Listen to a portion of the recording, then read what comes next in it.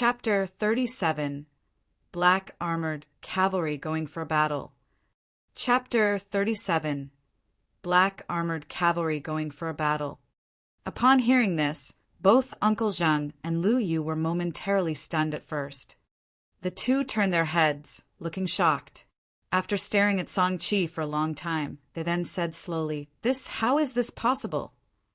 Pardon me for being frank.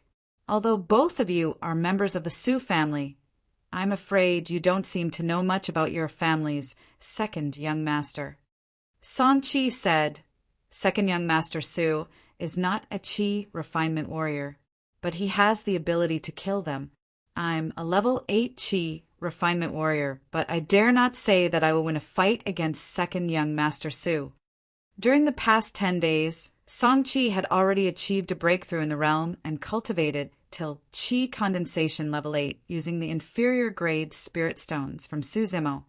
You're a Qi refinement warrior and a level 8 Qi refinement warrior. Second young master has the ability to kill Qi refinement warriors.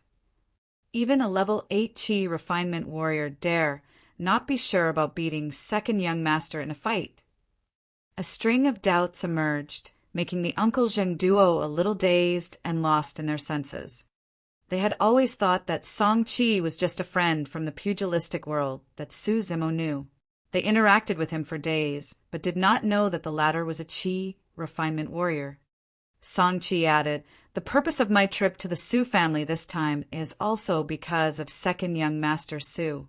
He entrusted me to protect all of you. These words surprised the Uncle Zheng duo even more.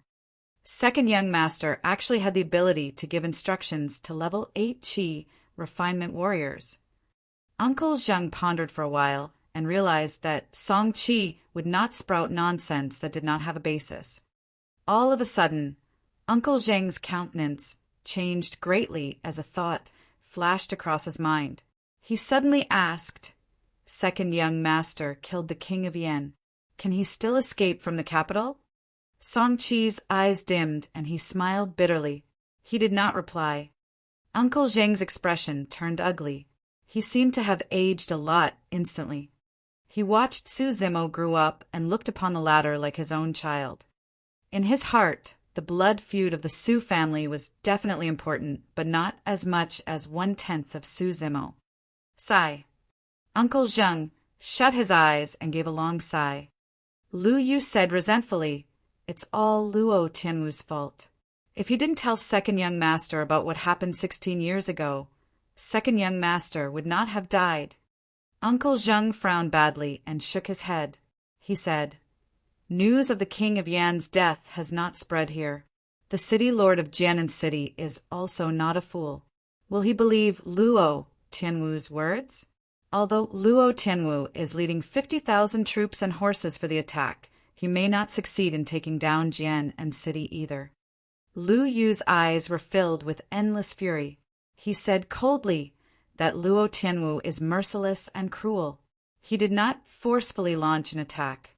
Instead, he gathered the innocent villagers of 10 villages near Jianan City and put these villagers at the front line to shake Jianan City. As long as these villagers retreat, Luo Tianwu would give orders to slaughter them. These villagers are unarmed and have no other way out. They can only run to Jianan City. What? Uncle Zheng was stunned. This tactic was extremely vicious. If 100,000 villagers were dashing towards Jianan City, it would create a massive force that could not be ignored. As long as the city lord of Jianan City opened the city gate, the villagers would swarm in like bees. Right on the heels of them were the 50,000 troops of Luo Tianwu. Jianan City would definitely be taken down. If Jianan City refused to open the city gate and chose to look on indifferently, the soldiers on the city wall would have to watch on helplessly as their people of the country of Yen were being slaughtered. This would result in massive fear and panic in the city, and also affect the morale of the army adversely. Moreover, there was a high possibility that some of the villagers at the foot of the city gate were their relatives. The huge battle had not even started and Luo Tianwu had already won half it. However, these innocent people of the country of Yen were sacrifices behind his victory. Although the Su family had been staying at Pingyang town all these years, they had always regarded themselves as a citizen of the country of Yen. They were born in the country of Yen and grew up there. They had a great sense of belonging to the country of their origin. Uncle Zheng waved his hands and suddenly said softly, "You can tell young master about the news of the king of Yan's death. However, please don't tell him that Luo Tianwu is driving away the people of the country of Yen and attacking the city. Given young master's temperament, I'm afraid." At this moment, the doors to a bedroom situated a short distance away suddenly opened. Uncle Zheng and Trio turned to look behind them. Holding onto the side of the door, Su Hong was standing there. His face was still pale and his body weak. However, his pair of eyes was gradually regaining some luster. "Bring me my armor," Su Hong said softly. His tone was firm and resolute. "Young master, you." Tears welled up in Lu Yu's eyes. He was choking on his words. The man before him had patiently endured for 16 years for the sake of avenging the Su family's blood feud. After learning that there were no longer any hopes of revenge, he was almost down and out, bedridden, and dejected. Nevertheless, when he heard that the people of the country of Yen were in trouble, he stood up without any hesitation. Although his body was weak and his injuries had not recovered, he did not hesitate the slightest bit.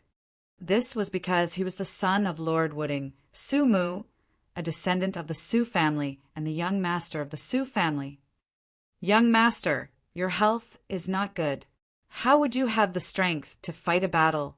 Pass down your orders. Our 5,000 black armored cavalry will help you to fight this battle." Lu Yu gritted his teeth and said. Uncle Zheng looked anxious. He said, "Second young master is unlikely to have survived. Young master, please don't let anything happen to you. Otherwise, the Su family's bloodline will be lost." There was a flash of deep sorrow in Su Hong's eyes. He had carefully hidden the feud of the Su family as he did not wish to burden his younger brother. Never did he expect to end up with such an outcome. "You don't understand." Su Hong suppressed the grief in his heart and shook his head. "If Zimo is really the one who killed the king of Yen, I should go and stop Luo Tianwu.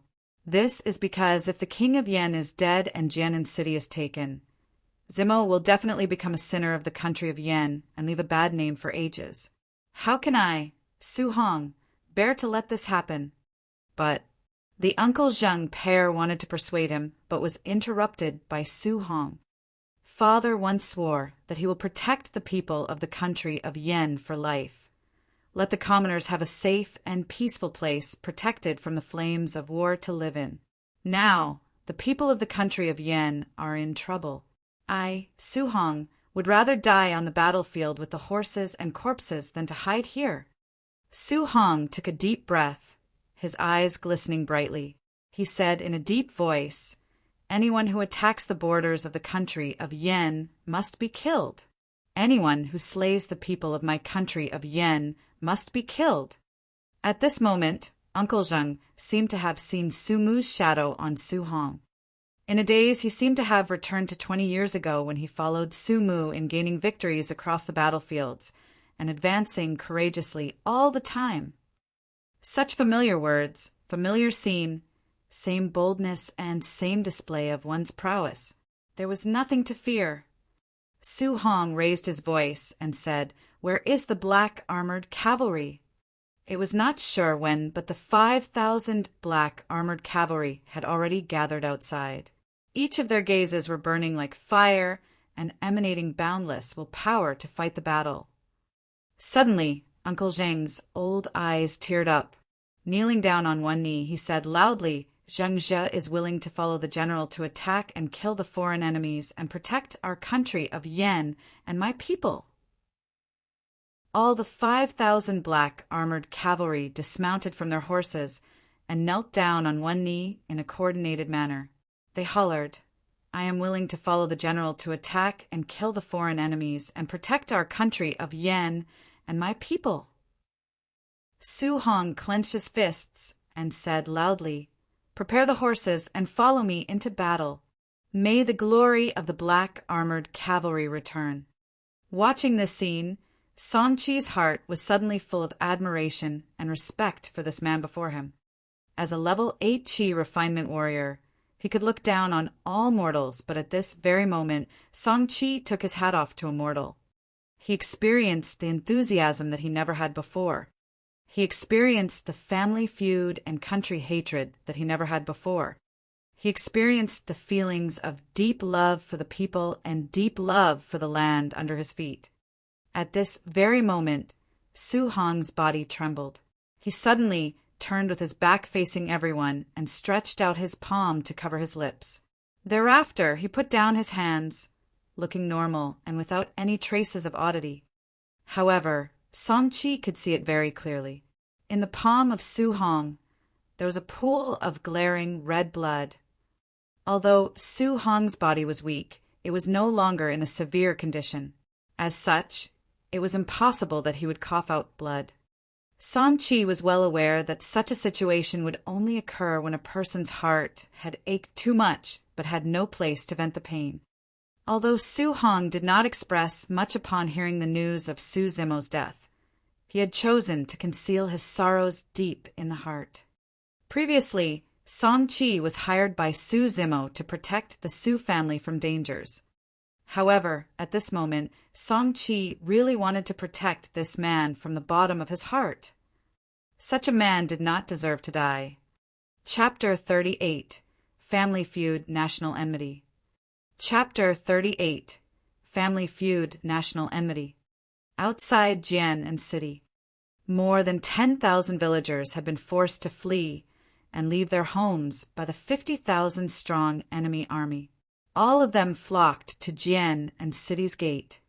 Chao Wenqing, the city lord of Jian and city, stood on top of a defensive tower, watching coldly as the villagers fled for their lives. He waved his hands and shouted his orders. "Release the arrows." "Lord, they are our people of the country of Yen." A deputy general behind Chao Wenqing stepped forward to stop him. He could not bear to kill his own people. Chao Wenqing glanced sideways and asked, "If the inferior commoners rushed here and broke into the city, the 50,000-strong army of Luo Tianwu's would follow right on their heels. Wei Mingqing, tell me, who will bear the responsibility for it? All of us will die if Jian and city falls. Whoever dares to question my orders will be punished according to martial law." Chao Wenqing shot a harsh glance at the deputy general. The deputy general, who was named Wei Mingqing, lowered his head. Although he felt indignant, he dared not voice his opinions any further. Chao Wenqing swept his gaze over the soldiers by the city wall as he shouted, "Release the arrows." Some of the soldiers clenched their teeth and shut their eyes before releasing the arrows. Swash, swash, swash. There was a storm of arrows. The storm of arrows was able to wipe out all the defenseless people of the country of Yen. In the blink of an eye, hundreds and thousands of villagers collapsed onto the ground after being shot by the arrows. The entire place outside the city was filled with casualties and corpses. It was a heart-wrenching sight. They would die if they take another step forward, but they would die if they retreated as well. The remaining thousands of villagers knelt down outside Jian and city. They kept kowtowing and crying helplessly for rescue. It was heartbreaking. The 50,000-strong army of Songlang City were stationed a couple hundred meters outside Jian and city. Luo Tianwu stared coldly at the helpless people of the country of Yen. He did not feel any sympathy for them. It was these innocent people who were the first to suffer from the war between the two countries. "City Lord, please open the door, let us go in. My 2 children are dead on the battlefield. You can't treat us like this." Chao Wenqing looked indifferent. He was not the least moved. A 7 or 8-year-old child was frightened. The child broke out of a woman's embrace and ran toward the faraway distance. He had only taken a few steps when Luo Tianwu ordered his troops to shoot him down. He dropped onto the ground dead. Ah! The woman screamed, rushing madly to Luo Tianwu. She had yet to get close to him, and she was shot down by dozens of arrows. The woman fell to the ground, losing focus in her eyes. She stared at the sky above her head, whispering, "Heaven, please take pity on us who will save us." Bang! Boom! Boom! Right then, fumes and dust billowed in the wind from not too far away. The ground violently vibrated. There was a thunderous sound of hooves. A large troop of black armored cavalry came galloping ferociously, closing in with a menacing aura. The leader was clad in silver armor, holding an iron spear of the flowing spring. There was a hideous scar on his face. His eyes were sharp, and he hollered, "Luo Tianwu, prepare to die! Release the javelins." The troops were still far away from each other. The archers were unable to release arrows as it was not within shooting range. Su Hong sat atop his horse, pointed forward. The 5,000 black armored cavalry jumped into action simultaneously. It seemed as if they had been through countless training as they moved in unison. They released the long spears that they held. The flying spears seemed like locusts that ravaged the entire area. The 5,000 long spears flashed a cold glitter as they went soaring into the sky, letting off a whining sound. It was an intimidating sight. Most of the black armored cavalry were postnatal experts. If they exerted all their strength to throw the spear, the shooting range would be further and more powerful than arrows. The gray-robed Qi refinement warrior's countenance changed. He had to avoid clashing head-on with the array of spears. He used his flying sword to protect Luo Tianwu while they retreated. The 50,000 strong troops of Songlang City were caught off guard. Many of the soldiers fell off their horses and corpses were strewn everywhere. The black armored cavalry kept on advancing, not slowing down at all. By the time the Songlang City troops recovered their senses, the black armored cavalry had already arrived right in front of them. The arrows that the Songlang City troops prepared were rendered useless. Instead, it was a hindrance to them. "Change formation!" Su Hong yelled as he led the troops from the front, with Song Qi right behind him. The 5,000 black armored cavalry took the long sabers from their waists and took the form of an awl. They were on a roll, looking imposing and domineering. The awl-shaped formation helped them to break into the Songlang City troops. Bang!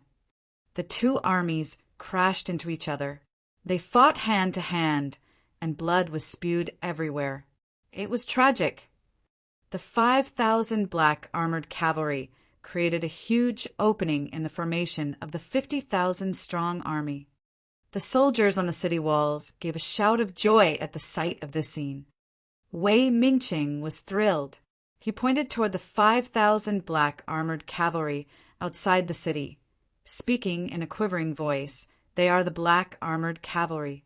They are the black armored cavalry of the country of Yan." All the soldiers in Jianan City were in awe upon hearing that the black armored cavalry were here. To the soldiers who had been guarding the border, the black armored cavalry had a well-known reputation. Under the leadership of Lord Wooding, the black armored cavalry had always been able to defeat the enemy troops with a force inferior in number.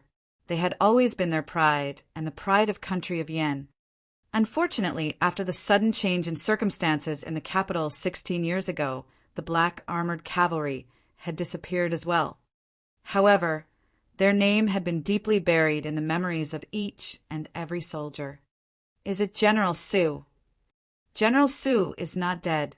He is back with the black armored cavalry.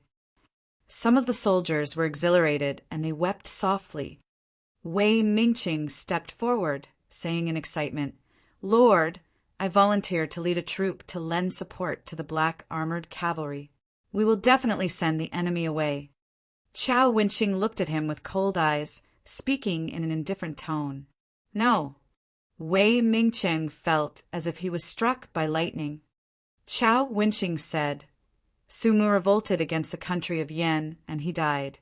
The person outside the city is definitely not Su Mu, but they are the black armored cavalry.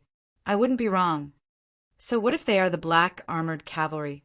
There are only 5,000 of them. How long could they fight against the enemy? By the time Luo Tianwu gets his army under control, the black armored cavalry will be dead meat. The black armored cavalry dominated the battlefields, sweeping up victories wherever they went. Lord, don't you remember their reputation? This is the pride of the black armored cavalry. General Su had spent all his life on the battlefield. He had never lost a battle. Chao Wenxing was getting impatient. He waved his hands. Wei Mingcheng, it is a meritorious achievement if we manage to guard Jianan City.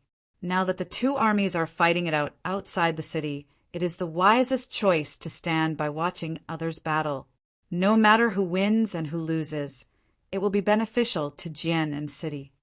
But Chao Wenxing suddenly looked back, staring at Wei Mingcheng with a murderous look, interrupting him. If you dare to continue with your nonsense and affect the army's morale, I will not hesitate to kill you. Wei Mingcheng stared at Chao Wenxing in shock, disappointment evident in his eyes.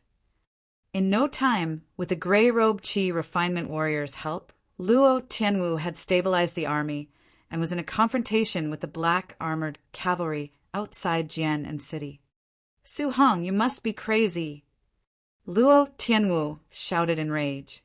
The king of Yan feuded with the Su family and was slain by your younger brother. I am taking revenge for you. Yet you are stopping me. You have lost your mind. Luo Tianwu might have plans and ploys, but he had never expected that Su Hong would stop him in this crucial moment. The most troubling thing was that there was a Qi refinement warrior with Su Hong. Su Hong sneered. Luo Tianwu, listen well. The Su family may have a family feud with the king of Yan, but your army raids the land of the country of Yan, intruding our borders and territory, slaughtering our people. This is national enmity. Family feud and national enmity are different. My father was a general all his life, and he had never lost a single battle or lost any of the lands that belonged to the country of Yan. If I allow you to succeed, I will be too ashamed to face my father. His impassioned words resonated deep down with every soldier in Jianan City.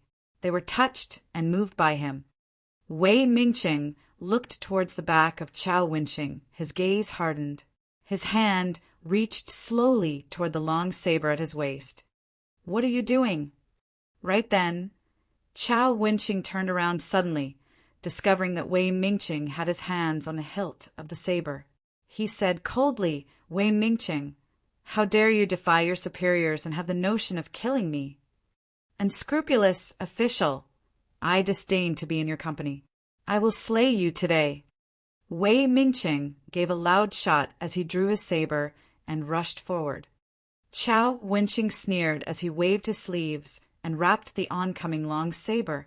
He flipped his palms, landing a heavy thrust on Wei Mingcheng's chest. Wei Mingcheng was at the postnatal realm. He was not the opponent of Chao Wenxing, who was at the connate realm. Wei Mingcheng dropped to the ground, threw up a mouthful of blood, staining his sleeves. He laughed in desperation. Chao Wenxing, you might be able to kill me, but can you kill all the people of Jianan City? Take a look at the soldiers around you. Is there anyone who is willing to work under you and risk their lives for you? You're a coward. Chao Wenxing looked around him. Everyone from the lowest rank soldier to the deputy general next to him had anger and resistance in their eyes. Chao Wenxing panicked slightly. The connate expert might be powerful, but he was unable to defeat all of them. If all of his troops turned against him, he would not be able to survive. Outside the city, Luo Tianwu had a grim expression as he said coldly, Su Hong, given you only have 5,000 cavalry and you want to fight against my 50,000 elite troops? Our strength is 10 to 1. You don't have any chance of winning. Right then, there came a mighty sound from the top of the city tower. It could be heard everywhere on the battlefield. What about if you count me in? Luo Tianwu, what are the chances of winning now? No one had any idea on when a man covered in blood appeared on the city tower. He had a head hung at his waist, carrying a bow on his back and a saber with him. It was as if an ancient, heavenly deity descended from the heavens. The person looked domineering and majestic. Although he seemed to have gone through hardship, he had a burning gaze that one could not help but avoid. Author's note: the introduction stated that the man was a heroic genius that heaven was jealous of. He was gifted, the best of the best among the geniuses. He could be hailed as a fiend. Right now, Zimo has only begun to reveal his fiendish characteristics. He has yet to show the true terror of a fiend. Let's talk about the title. In Immortal Sword God, the word immortal had a special meaning. So did eternal in Eternal Sacred King. I would not reveal the details here. As the book said, the great Zhou dynasty is only a part of the vast continent. Zimo would leave Pingyang town very soon and enter the cultivation world. In the vast continent, there are many clans. It is said that there are 9 immortal sects, 8 demon clans, 7 fiend sects, 6 Buddhist monasteries, 5 heretical doctrines, for dissident groups. To me, this is a vast immortal and martial arts world, a fantasy in abundance, bizarre and motley, covering everything under the sun. The powerful cultivators have superhuman skills, having the ability to carry the mountain and catch up with the moon, burn the sky and boil the sea, possess the power to summon wind and rain, and to pluck the stars using a single hand. The powerful fiendish demons could take in and breathe out the entire heaven and earth, traveling unhindered all over the world. Chapter 39. What was the use of having you? Chapter 39. What was the use of having you? Upon hearing the voice, Su Hong and the rest had a big shock. They paused momentarily before they slowly turned back. Second young master. Second young master is back. Second young master is not dead. The crowd cheered. Su Hong pressed his lips tightly together, feeling emotional.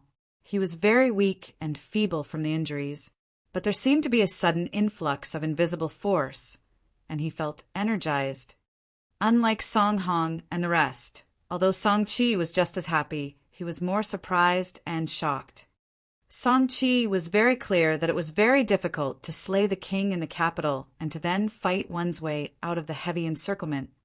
The capital of the country of Yen had not just 2 to 3 Qi refinement warriors, but an entire cultivation clan with them. No one would be able to escape under the siege of the imperial army as well as the Qi refinement warriors. Song Chi knew that even if he reached level 10 perfected realm, he would never be able to do it. Perhaps the Foundation establishment cultivators would be capable of accomplishing it. Of course, that was only a possibility. In Song Chi's eyes, Su Zimo had become even more mysterious and frightening. Song Chi turned to look at Luo Tianwu. There was pity in his eyes as he thought to himself, the city lord has yet to realize how formidable the opponent that he faces is. Seeing that Su Zimo had returned safely, given Luo Tianwu's shrewdness, he forgot himself momentarily and was dumbstruck as well. There was disbelief in his eyes. The gray-robed Qi refinement warrior behind him was even more shocked, frowning in silence. Advisor, why is Su Zimo still alive? Didn't you say that he will definitely be dead? Luo Tianwu asked in a low voice. The gray-robed Qi refinement warrior shook his head. I have no idea as well. Perhaps he is lucky and he did not encounter any Qi refinement warrior. Otherwise, how can he escape from the capital? For some unknown reason, Luo Tianwu could sense fear as he stared at Su Zimo on the city tower. Advisor, should we be defeated, you must make sure to protect me. At most, we can return to Songlang City and wait for a comeback.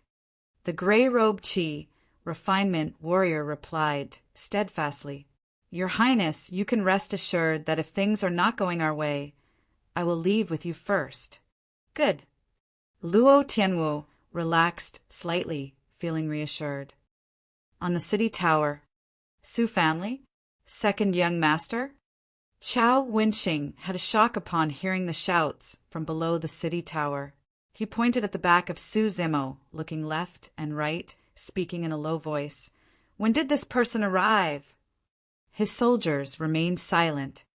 On the one hand, they had no wish to give him a reply. On the other, they had no idea as well. It seemed as if the person appeared out of thin air. Chao Wenxing was used to ordering his troops around. Now that his soldiers refused to say a word, he could not help but scold them at the top of his voice. A bunch of useless fools. How dare you allow an outsider to get onto the city wall? What's the use of having you? Right then, Su Zimo slowly turned to stare at Chao Wenxing with no expression on his face. Chao Wenxing felt his scalp turn numb under this consistent stare. All of a sudden, Su Zimo asked, "Did you give the orders to have our people outside the city killed?" "Yes, but so what?" Chao Wenxing took the sword from his waist. He steadied himself and shouted, Nothing much." Su Zimo smiled, his eyes turned cold as he said, "As the city lord who guards the border of the country of Yen, not only did you not protect your people, instead you order a massacre of them." At the mention of this, Su Zimo paused slightly. There was a burst of coldness from his eyes that one's heart could not help but jump a bit. He hollered, "What is the use of having you?" Swoosh! Su Zimo leaped down. He was still in midair, but everyone could hear a loud shriek. The cold moon saber was unsheathed. Su Zimo held the cold moon saber in his hand and jumped from midair, swinging his arm to form a huge arc. It was as if he was trying to split apart Mount Hua as he swung the saber toward Chao Wenxing's head. This stroke was full of flaws, but this stroke was too vicious. It was so vicious that Chao Wenxing shuddered, unable to come up with a counterattack. He instinctively raised the huge sword in his hands to shield his head. The flash of light from the saber was glaring. Every soldier could not help but squint their eyes. Snap! The sword broke in half. Poof! There were flashes of blood. Su Zimo sheathed his saber. Chao Wenxing widened his eyes in shock. There was a strange, vertical red line between his eyes, cutting his face into two. The next moment, Chao Wenxing's body was split into half, and he flopped down onto the ground. Red blood kept spewing out, staining the bricks red under the wall in no time. All of the soldiers were aghast. One stroke. Chao Wenxing, who was at the Khanate realm, was split into half by the person in front of them. Su Zimo went to Wei Mingqing's side, stretching out his hands to help him up. "Can you still fight?" "Yes." Wei Mingqing disregarded the pain in his chest. He clenched his teeth and shouted, "Mister, please be assured. I will get the troops to aid the black armored cavalry outside the city now. We will get rid of the external enemies." "No need." Su Zimo waved his hand, shaking his head. "There must not be any internal strife within Jianan City because of this. We must not implicate the people in the city." Wei Mingqing hurried to say, "Mister, you are being too polite. It is our honor to be able to fight along the black armored cavalry. No one would say no to it. We are willing to fight along the black armored cavalry and behead the enemy." The soldiers on the city walls shouted. It was not until then that Su Zimo finally understood the heights of glory that the black armored cavalry achieved back then, as well as the important figure that his father was to the soldiers.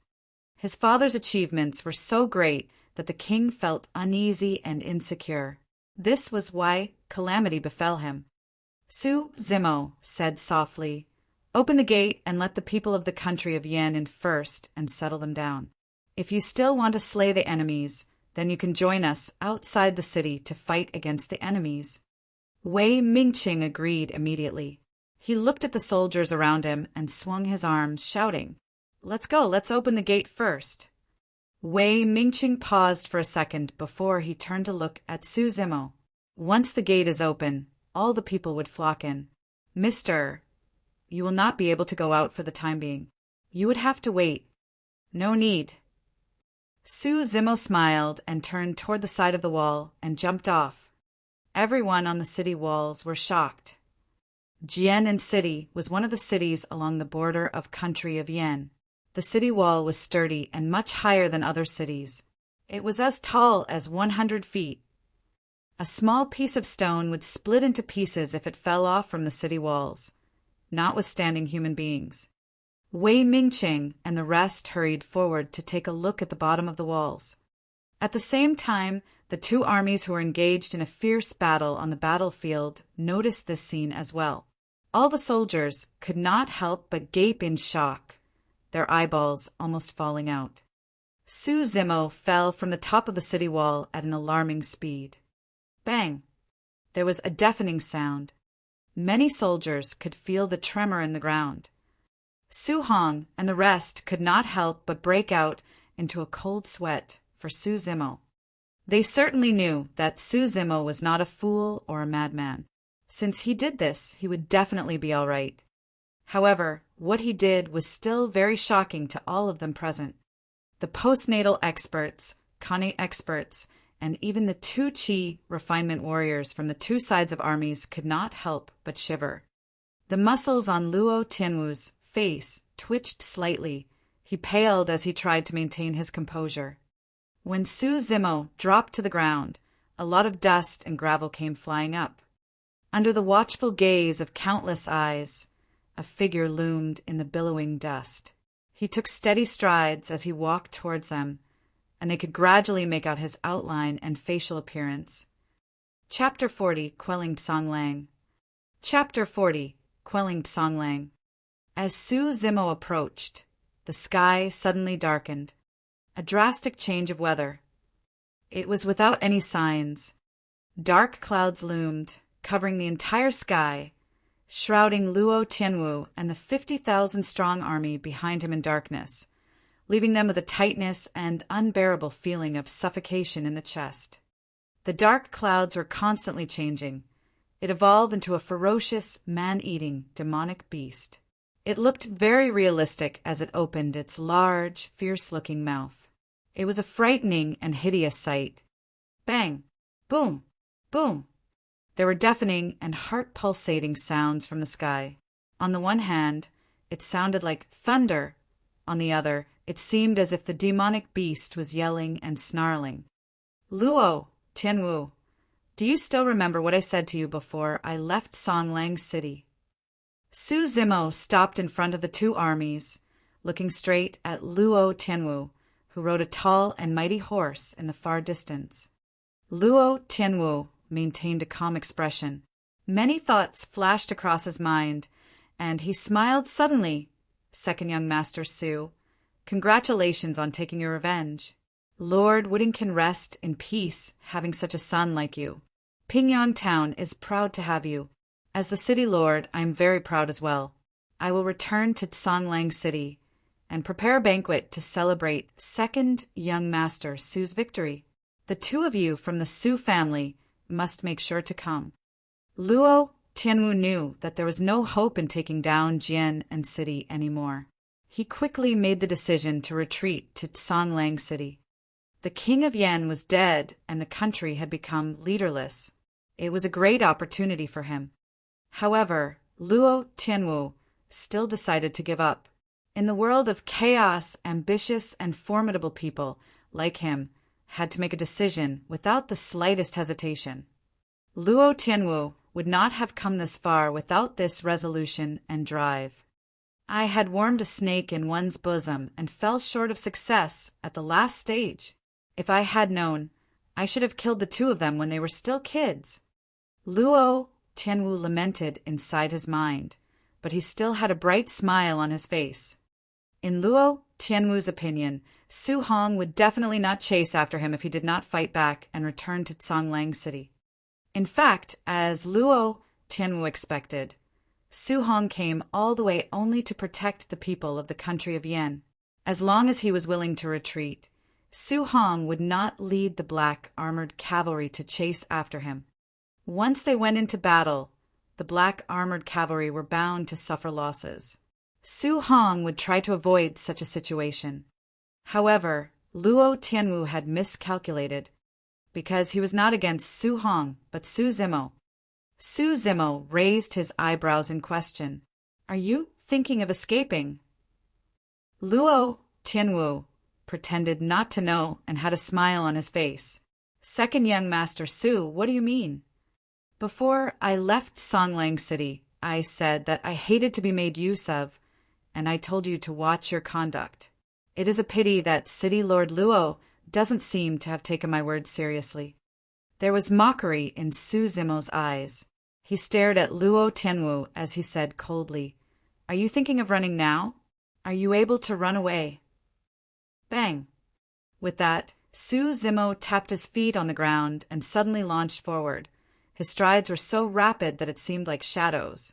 He was right in front of the Songlang City's army in the blink of an eye. There was an army of soldiers in front of Luo Tianwu. However, Su Zimo barged right into them, creating a bloody path as he advanced. No one was able to stop him in his path. Ah!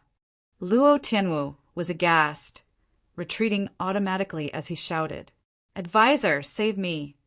Gee! The gray-robed man executed his flying sword immediately. A beam of light shone on the flying sword. It turned out to be an inferior-grade spirit weapon. Swoosh! The flying sword flew in at an alarming speed. It turned into a bolt of lights, dashing toward Su Zimo's head. Su Zimo sneered, not reducing his speed in the slightest. Just when the flying sword was about to hit his glabella, he ducked to avoid the flying sword by bare inches and continued to advance. The gray-robed Qi refinement warrior's pupils constricted in shock. He had not expected that his flying sword would miss the target, and he was most surprised at Su Zimo's alarmingly fast speed. The gray-robed Qi refinement warrior immediately controlled his flying sword so that it would change its directions to stab Su Zimo. However, Su Zimo made a leap and was already right in front of the gray-robed Qi refinement warrior, saying softly, "You are too weak." Bang! Su Zimo flipped his palms and rested it on the top of the gray-robed Qi refinement warrior's head. His brains burst and blood came shooting out. The gray-robed Qi refinement warrior had yet to utter a word, and he dropped dead from his horse.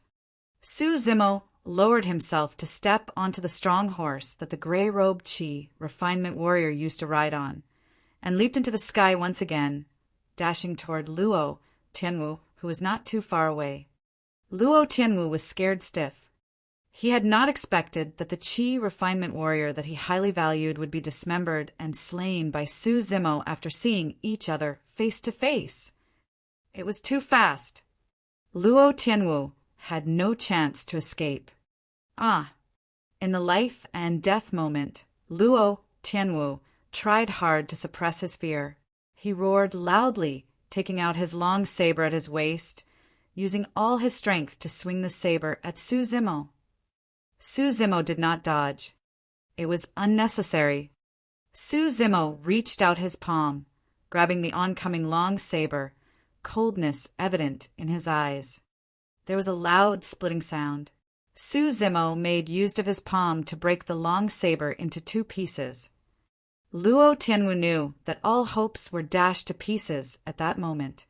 Su Zimo grabbed Luo Tianwu by the throat, saying loudly, "If I allow you to flee back to Songlang City, who will take responsibility for the innocent people who died because of this?" When there's a war between the two countries, it's difficult to judge who's right and wrong. But you sacrifice the lives of innocent people for your ambitious dreams. I will not let you live. Snap! Su Zimo exerted strength in his palm and snapped Luo Tianwu's neck, throwing his corpse aside. He swept his gaze over the surroundings, shouting loudly, "Luo Tianwu is dead. Aren't all of you going to retreat?" The 50,000-strong army of Songlang City were stunned by the aura of one single man. No one dared to move forward. Su Hong, other people, and the 5,000 black armored cavalry stood motionless in the far distance. It was not that they did not think of aiding Su Zimo. Instead, it was that everything happened too quickly. All the people that were present did not expect that Su Zimo would make that move. They also did not imagine that he would be so swift and powerful. He killed Luo Tianwu instantly like lightning. Song Qi had just executed his flying sword and did not even manage to send it flying. In the fights with the other army just now, he had sparred several times with the gray-robed Qi refinement warrior. Although both of them belonged to level 8 Qi condensation, the gray-robed Qi refinement warrior was far stronger than him. But the gray-robed Qi refinement warrior only executed one style when dealing with Su Zimo, and he was slain by him. Chao Gang, the wolf guard of Songlang City, was the first to react. He took in a deep breath before he cupped his fists, saying, "Young Master Su, thank you for letting us go. Let's go back to the city." Chao Gang grimly carried Luo Tianwu's corpse. He felt deeply about the turn of events as he let out a sigh. The city lord racked his brains in scheming, but it was a pity that everything was just destiny's game plan. Without Su Zimo, the outcome of today's battle would be totally different. Chao Gang recalled what happened 1.5 years earlier. The young man refused to bow to perfected Songlang and was reduced to an inferior commoner. He had lost almost everything that he had. Who would have thought that it was this young man who came and changed everything? Before leaving, Chao Gang could not help but look at the figure standing proudly in the far distance. The figure seemed to gradually integrate with the young man from 1.5 years ago, becoming one. Chao Gang suddenly realized that letting off the young man back then might have been perfected Songlang's biggest mistake in his life. Chapter 41. Stop the Foundation Establishment. Chapter 41. Stop the Foundation Establishment. When Wei Mingqing led the soldiers inside the city to aid the army, the 50,000-strong Songlang City army had already left in defeat. They had gradually disappeared at the end of the horizon. Wei Mingqing came before Su Hong, dismounted from his horse, and knelt on one knee with cupped fists. "General, thank you for coming over to aid us. I am Wei Mingqing, the Deputy General of Jianan City." Su Hong dismounted, stretched out his arms to help Wei Mingqing up. "I am just a commoner. I cannot accept the General's praise." "General, it may be presumptuous, but can I ask what is your relationship with Lord Wooding?" Although Wei Mingqing had roughly guessed the answer, he still wanted to confirm his guess. "Su Mu was my father." Wei Mingqing nodded. "If not, no one else would be able to command the black armored cavalry in this world, and for that strong army to serve him willingly. Brother, this is Zhao Qian's head. Take it home to pay homage to father and mother, so that they can rest in peace." Su Zimo came over, passing the head at his waist to Su Hong. Su Hong took the King of Yan's head and looked at Su Zimo. All sorts of feelings welled up in his heart. 16 years of forbearance, 16 years of planning. He did not expect that in the end, it was his younger brother who had to bear the burden of taking revenge for the Su family's blood feud. Su Zimo made no mention of the fight in the capital at all. However, judging from his fatigued look and the blood stains on his body, Su Hong knew that he must have gone through a very violent battle in the capital. He had barely made it back alive. Is the king really dead? Wei Mingqing stared at the head of the King of Yan and let out a soft mumble. His eyes suddenly lit up, and he looked toward Su Hong, speaking in a serious voice. "General Su, since the King of Yan is dead, all of us are willing to aid you to become king in Jianan City. We can attack the capital and clear Lord Wooding's name." Although the King of Yan had covered up the tragedy 16 years ago, in the hearts of the soldiers, they did not believe that Su Mu would revolt.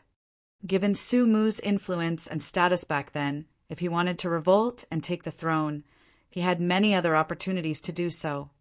Uncle Zheng and the rest jolted at his words. If Su Hong wanted to take the throne, this was the best opportunity. The king of Yen was dead, and the country of Yen was in chaos. Su Hong could make use of this battle to build a good reputation in Jian and city. After he took the throne, Su Hong could reveal his identity. Given Lord Wooding's influence back then, there would definitely be someone among the 16 city lords in the country of Yen who would genuinely submit to his authority. It might be possible to unify the country of Yen. At the thought of this, Uncle Zheng whispered, "Young master, this is a rare chance." Lu Yu and the rest looked at Su Hong with anticipation, waiting for his reply. Su Zimo made no comments. No matter what his brother decided to do, he would support him unconditionally. Su Hong smiled after a brief silence, shaking his head. "I thank all of you for your support and love. I don't have those ambitions. I am sorry to disappoint all of you." Uncle Zheng and the rest looked disappointed. "General Su!" Wei Mingqing wanted to persuade him. However, Su Hong waved his hands to stop him. Su Hong said, "When there's an outbreak of war, those that suffer are the innocent people of the country of Yen. By then, many people would be destitute and homeless, and separated from their families or orphaned. As Zimo said, if I sacrifice the lives of innocent people to satisfy my own ambitions, how will I be different from Luo Tianwu?"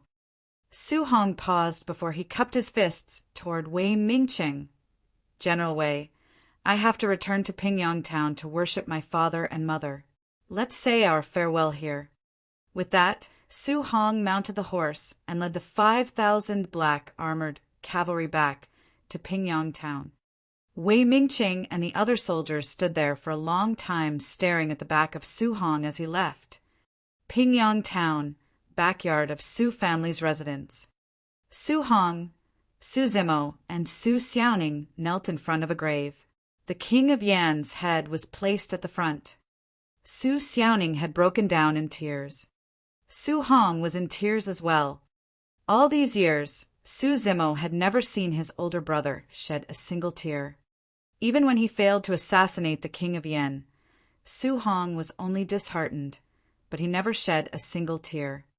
Now that they had taken revenge, the hatred and resentment that Su Hong had been carrying with him for the past 16 years was finally released, and he could not help but get emotional.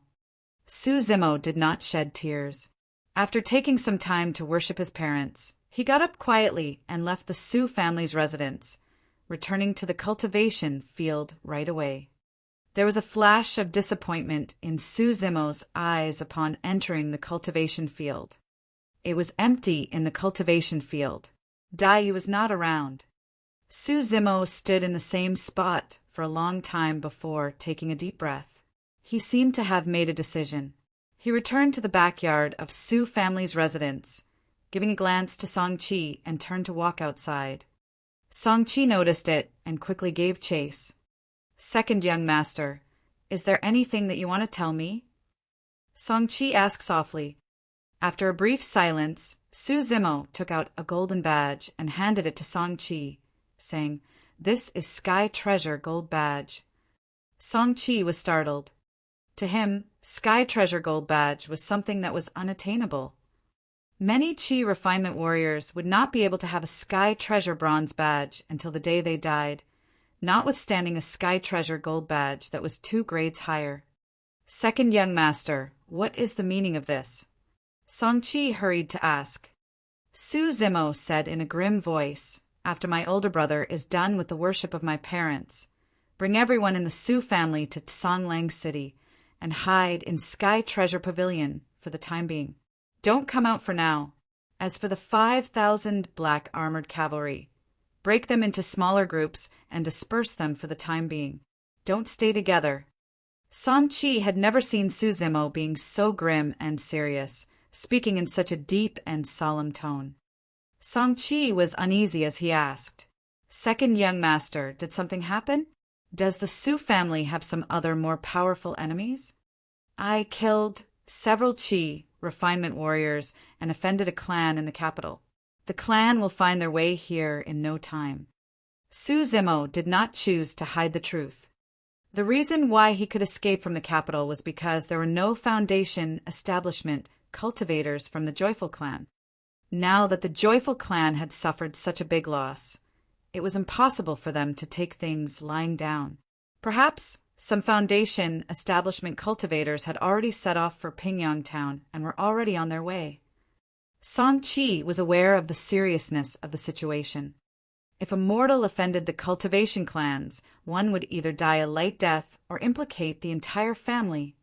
Second young master, where are you going? Isn't it better for you to come with all of us to Sky Treasure Pavilion and hide there for the time being? Song Chi asked. Su Zimo remained silent. Song Chi's heart sank. He suddenly thought of a possibility and exclaimed in shock.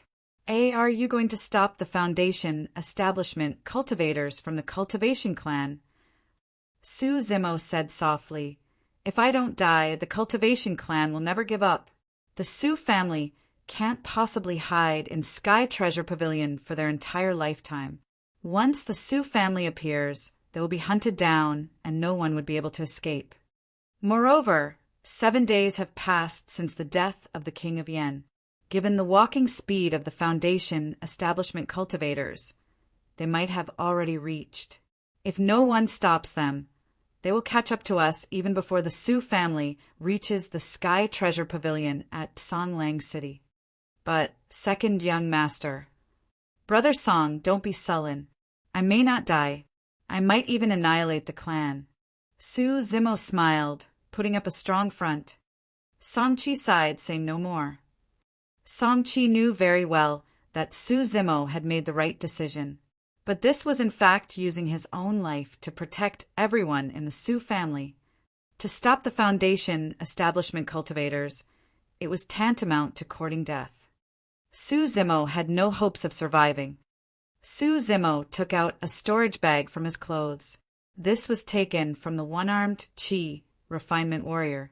He handed it to Song Chi, patting him on the shoulder, saying in a low voice, I will leave the Su family to you. With that, Su Zimo turned to leave. It started snowing. This was the first snow in the early winter. Chapter 42, Snow-Covered Bow and Saber. Chapter 42, Snow-Covered Bow and Saber. Su Zimo ran all the way toward the direction of Songlang mountain range in the snow. He ran faster and faster, his eyes clear, his gaze steady. Su Zimo had barely shut his eyes and slept for the past half a month. In addition to the fierce battle in the capital, Su Zimo was thoroughly exhausted. Although Su Zimo had the essence that was sealed inside his body by the scarlet flame fruit, it was of no help as he was mentally drained. The next battle was the real test for him, a life or death ordeal. If Su Zimo was an ordinary Chi refinement warrior, he would definitely die this time. However, since Su Zimo cultivated the mystic classic of the 12 demon kings of the great wilderness, he was not without any chance of winning. Su Zimo kept thinking about the words that Daiyu told him. Demon cultivators are best at skipping levels and killing opponents. Given your capabilities now, although you are not as good as foundation establishment cultivators, if you are able to be in their close proximity, you will still be able to instantly kill them. Su Zimo could only rely on close combat. However, the most difficult part was that the cultivators from the Joyful clan already had a taste of his abilities at close combat. They would be on guard, and he would not be given much chance at close combat. Moreover, Su Zimo had no idea about the fighting prowess of the foundation establishment cultivators. Was it simply manipulating spirit weapons? He knew that it would not be that simple. Su Zimo ran at his fastest speed, reaching Songlang mountain range in no time. Unlike ordinary men, if cultivators wanted to hurry on with one's journey, they would fly in the sky. If they wanted to reach Pingyang Town in the shortest time, they needed to pass by the sky above Songlang mountain range. Su Zimo would wait here in ambush and kill the Joyful clan cultivators. Su Zimo felt an indescribable familiarity at being back in the Songlang mountain range. Here was his main battlefield. Su Zimo found a towering old tree and used his hands and legs to climb up the tree in no time. He was even more agile than the apes. He had to be in a high spot to be able to notice any suspicious activity and to make the first move. Su Zimo had to consider every detail in preparation for the big battle. This was his only way to turn the tide and survive the battle. Su Zimo sat on the old tree. He placed the cold moon saber horizontally in front of his knees, holding the sanguine crystal bow in his hand, and closed his eyes. This was his final chance to rest. The snow was getting heavier. It kept snowing, covering the entire area. Songlang mountain range seemed to be covered by a thin layer of white snow. It was crystal clear, a stunning and breathtaking sight. The sanguine crystal bow and cold moon saber were covered with snowflakes. One could no longer tell its original appearance. Su Zimo rested while practicing the breathing and expiration methods of the mystic classic of the 12 demon kings of the great wilderness. His body was heating up while white clouds of vapor rose from the top of his head. Su Zimo's body might be burning, but his heart became colder each second. He exuded a piercing cold and murderous aura. It covered every corner of Songlang mountain range. Suddenly, Su Zimo opened his eyes and looked afar. A flock of birds in the forest at the far distance seemed to be given a shock. They spread their wings, soaring to the sky, emitting anxious hooting sounds. They were here. Only 2 hours had passed since Su Zimo reached Songlang mountain range. Su Zimo moved slightly and slid down from the old trees, quietly dropping onto the snow. He drew out the last 5 remaining sharp arrows from the quiver with a backhand grip, knocked all of them on the string, and moved stealthily toward the far direction.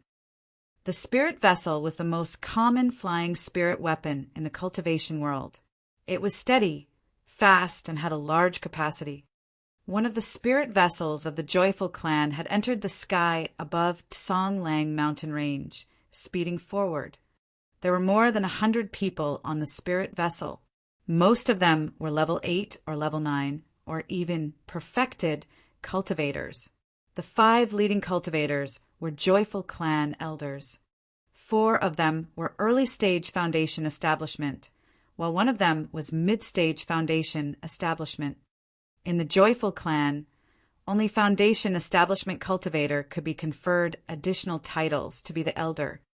In order to kill Su Zimo, Joyful clan had sent almost half of their cultivators out in a hunt for Su Zimo. It proved that the Joyful clan highly valued the operation this time.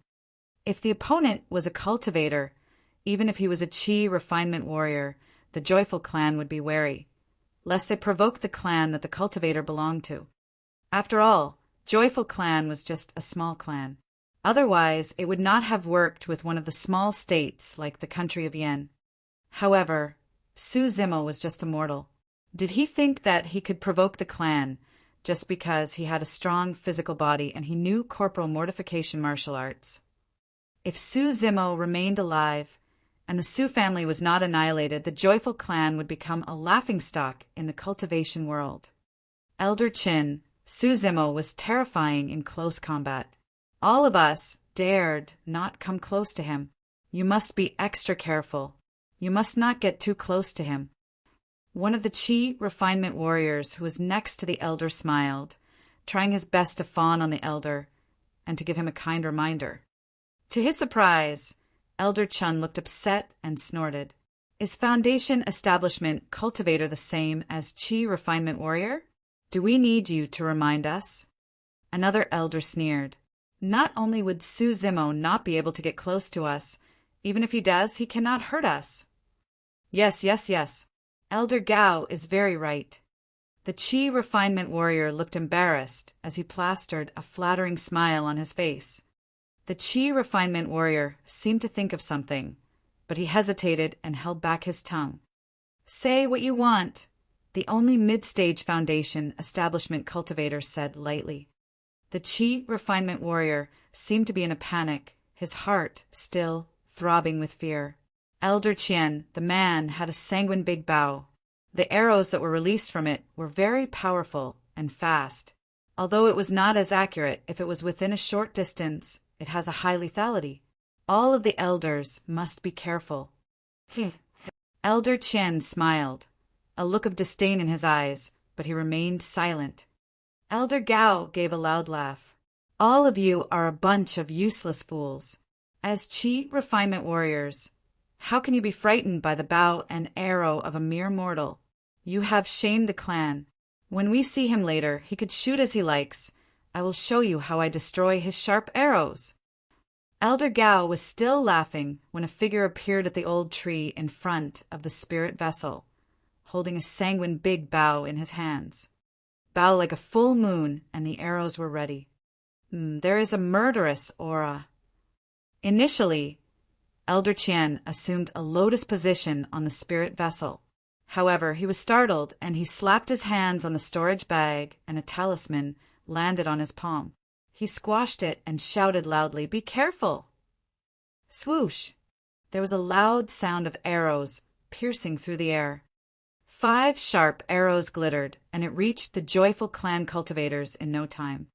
The 5 joyful clan elders bore the brunt of it.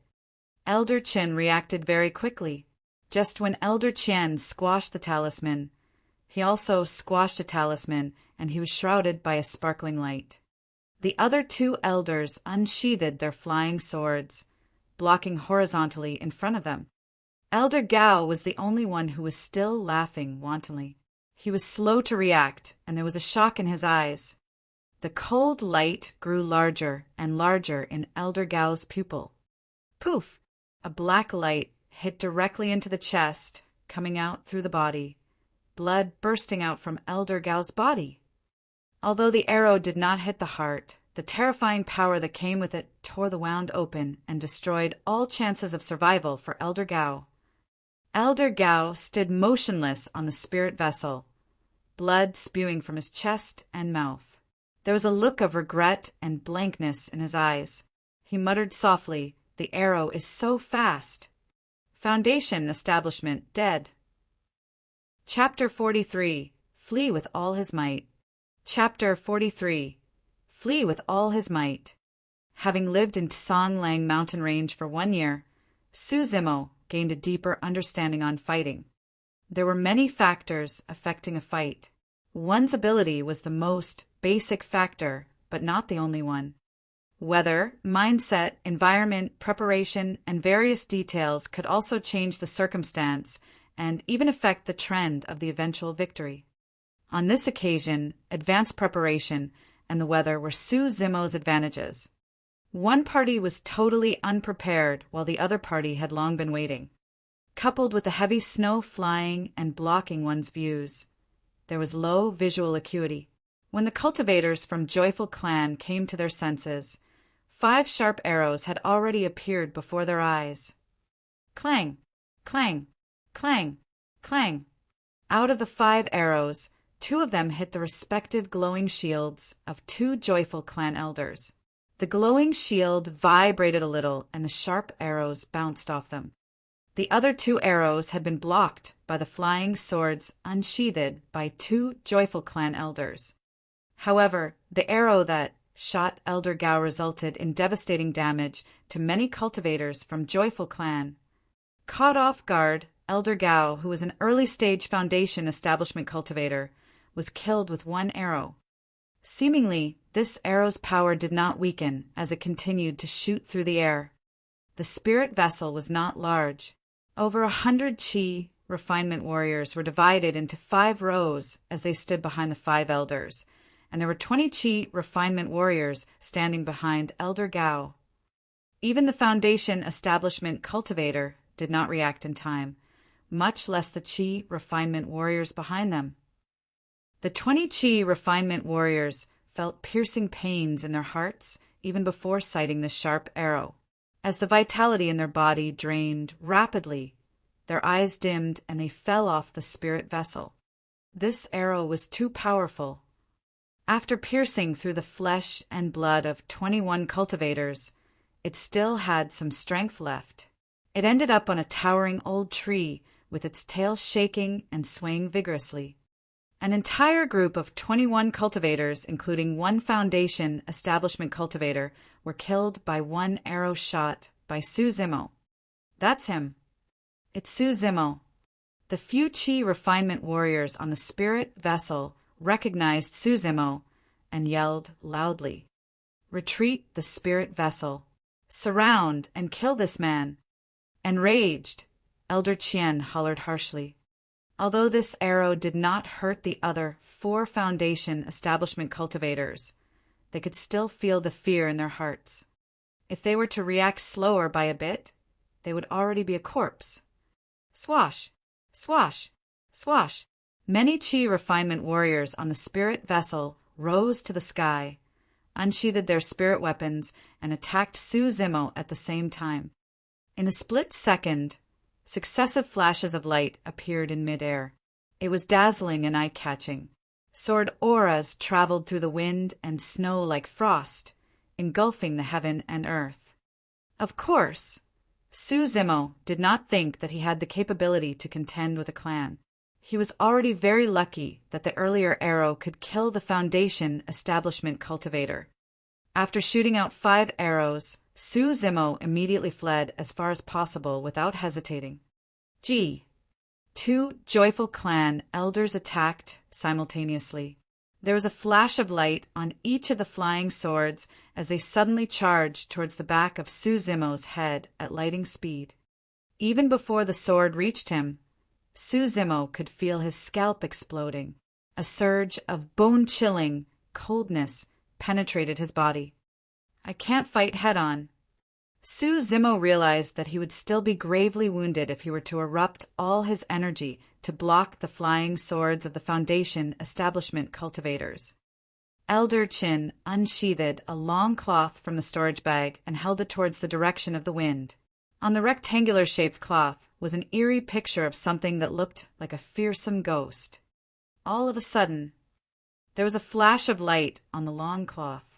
That fearsome ghost suddenly opened its eyes and stared at Su Zimo ferociously, giving him goosebumps on the scalp. Su Zimo felt dizzy. His eyes blurred, and he began to feel a little dazed. He shuddered in his heart and dared not look at it again. Biting the tip of his tongue, he tried to maintain soberness as he dashed forward continuously, weaving and moving in the forest and dodging the numerous spirit weapons constantly piercing at him from behind. It was only now that Su Zimo truly experienced the change that spirit perception had brought to him. Honestly, spirit perception's usefulness was not that apparent during one-to-one fights with cultivators. However, under such successive attacks with lights filling the air and dazzling the eyes, swords and sabers clashing, penetrating gold and splitting rocks, one's sight and hearing would be greatly affected. Even if Su Zimo could see the flying sword coming over, it would be too late for him to dodge it. Nevertheless, spirit perception was different. It could sense and avert danger without even looking or listening. Su Zimo did not need to look or listen. He relied completely on an incredible instinct that was beyond description while traversing through successive flashes of swords and shadows and fleeing for his life. Earlier on, Su Zimo shot out 5 arrows at once because he realized that the other party might not give him another chance to shoot any arrows once the fight began. True enough, the attacks were raining on Su Zimo like raging storms and a devastating downpour. He would be instantly killed on the spot if he were to pause momentarily, let alone shoot an arrow. Ooh, ooh. Terrifying sounds that stirred the souls could be heard. Su Zimo's heart suddenly leaped. He had to force himself to stop charging forward. He then flipped his hand, unsheathed the cold moon saber, turned back and blocked off the dozens of flying swords piercing towards him. Riding on the forces from the flying sword, he tilted his body, fell on one side, and rolled on the ground. Bang! There was a deafening sound. Out of the corner of his eye, Su Zimo saw a ring-shaped spirit weapon smashing on the ground, creating a huge pit about 3 inches from the earlier spot where he paused his steps. If he had moved just half a step forward earlier, His entire body would have exploded upon the impact of the spirit weapon.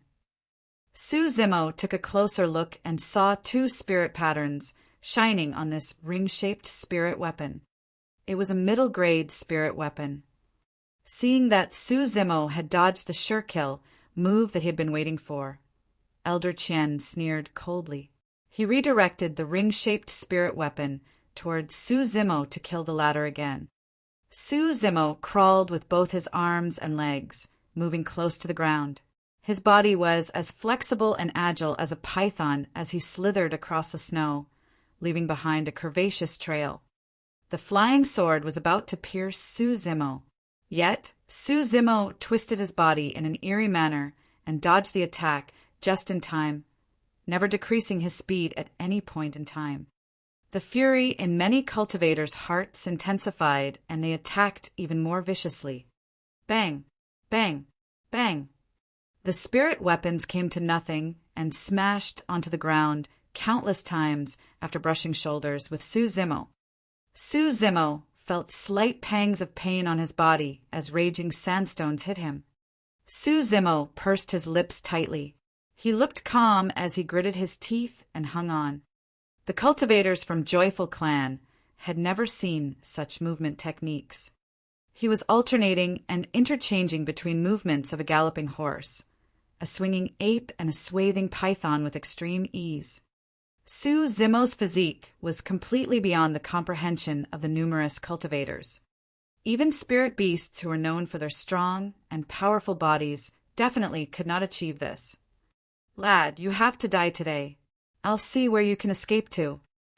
Elder Chen hollered furiously, waving the long cloth in his hands. The fearsome ghost on it opened its mouth and released a cloud of black mist.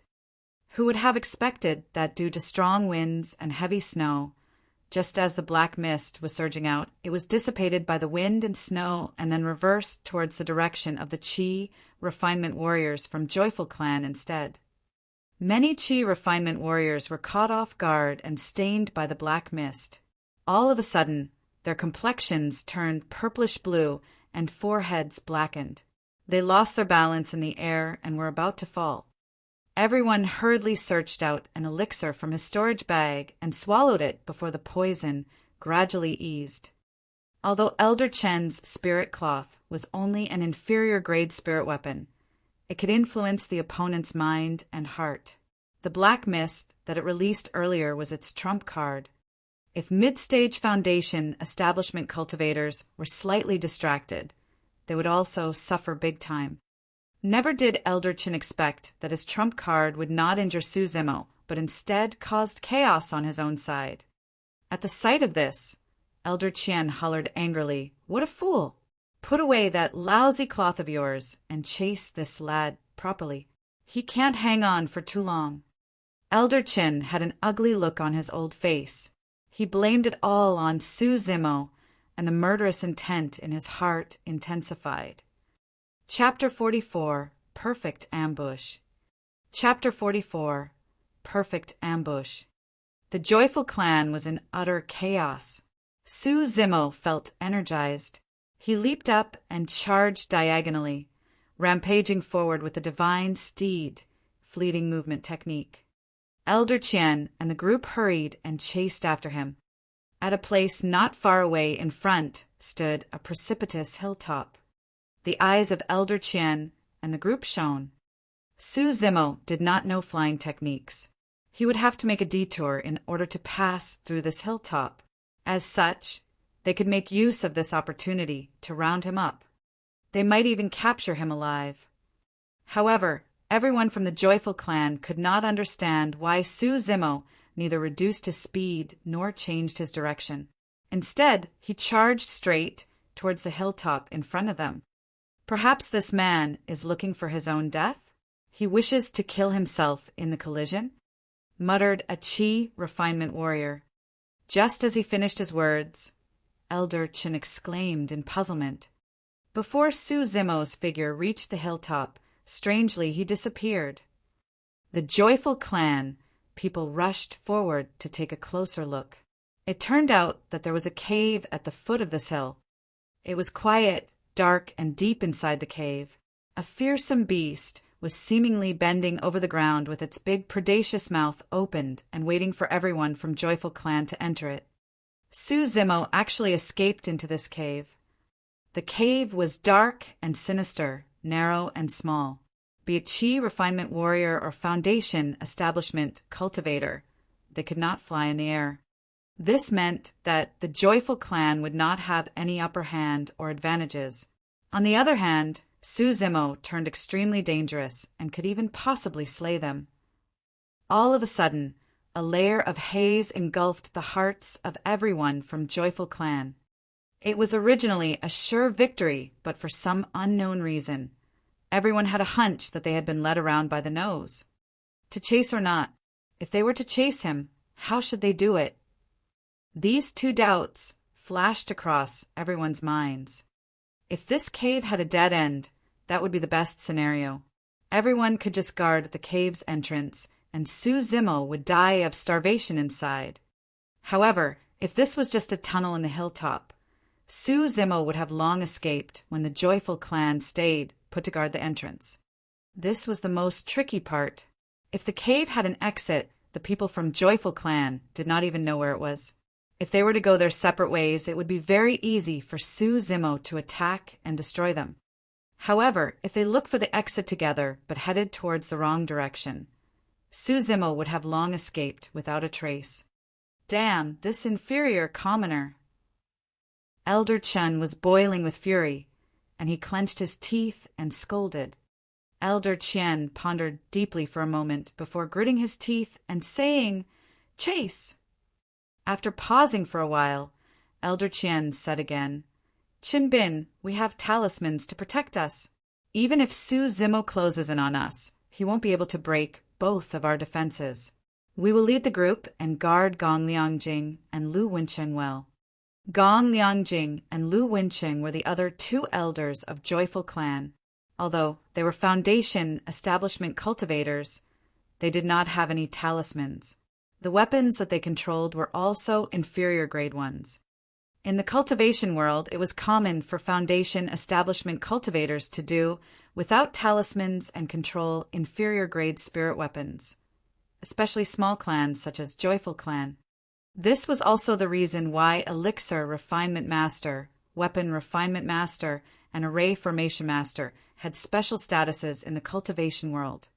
If the Weapon Refinement Master could refine middle-grade spirit weapons, many Foundation Establishment cultivators would have worn out their doorsteps to make friends or exchange spirit stones for their services. With a layer of glowing shield on both Elder Chen and Elder Chin, they entered the cave first. Right on the heels of them were the rest of the Joyful Clan. The grounds in the cave were uneven and full of bumps and hollows. The Chi Refinement Warriors had many treasures in their storage bags, but they could not light up the place. They could only rely on the faint glow from the protection talisman on Elder Chen and Elder Chin to move quickly forward. The rest of Joyful Clan, following behind the elders, were ghastly pale. Everyone was high-strung as they surveyed the surroundings, for the fear that Su Zimo would suddenly jump out and catch them off guard. Although Gong Liangjing and Lu Wencheng were Foundation Establishment cultivators, their palms were also drenched in sweat. They were treading in the cave with fear and trepidation. The atmosphere was getting increasingly stifling. Each time there was a slight movement of grass or wind in the cave, it would cause a commotion among the crowd. Elder Chen and Elder Chin were leading the group at the front. They first observed what was below their feet, followed by what was before them, but did not look up at all. Under everyone's subconscious mind, Su Zimo did not know flying techniques. Naturally, it was impossible for him to appear from the top of their heads. However, they had forgotten one point. This was a cave. There were stone walls on the ceiling of the cave. At this moment, someone was attaching himself closely to the stone wall on the ceiling, narrowing his eyes and staring coldly at the people of Joyful Clan who were striding below him. Suddenly, Elder Chen paused a steps and said in a low voice, "Something is amiss. There is a stench of blood and it's very strong. This lad is nearby." Before he could finish his words, a flash of blinding light broke the darkness in the cave. Poof! A large skull flung off, splashing fresh blood all over the crowd. Everyone from Joyful Clan suddenly exploded in shock. Elder Lu! Elder Lu is dead. Where is he? At the top. Ah! There was another miserable scream. One of the Qi refinement warriors died on the spot. Prior to this, Su Zimo once shot out 5 arrows and managed to find out which 2 of these remaining 4 Foundation establishment cultivator had defensive tactics similar to the augmentation talisman. With his current capability, he could not break such defenses at all. Hence, this slash of Su Zimo's were aimed at Lu Wenqing and Gong Liangjing, who did not have the talisman to protect them. However, Gong Liangjing was more alert. At that instant, when Elder Qian paused a steps, he realized that something was not quite right. Hence, he bent down without a care about his pride. As such, he avoided a calamity. When Su Zimo dropped from the stone ceiling and wanted to chase after him, Gong Liangjing had already ran behind Elder Qian and Elder Qin and broke out in a cold sweat. At this very moment, Su Zimo landed in the crowd of Qi refinement warriors. In the narrow and small cave, the Qi refinement warriors from Joyful Clan barely had any space to dodge. In his panic, someone even bumped into Su Zimo when he was trying to flee.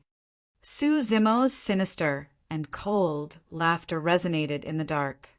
Ha ha ha ha, you wish to kill me. Such a small number of people is not enough. Poof, poof, poof. Su Zimo did not even need to look. With the cold moon saber in his hands, he could slay the Qi refinement warriors on sight easily with any casual wave of his saber, along with the miserable screams of Qi refinement warriors. Flashes of blood appeared constantly as they splattered everywhere. In this cave, Su Zimo was like a tiger moving into a herd of sheep, chopping those on the left and slashing those on the right, going on a rampage. The Qi refinement warriors from Joyful Clan could not retaliate at all. Even escaping was wishful thinking. This was an ambush targeted at the Joyful Clan that could be described as perfect.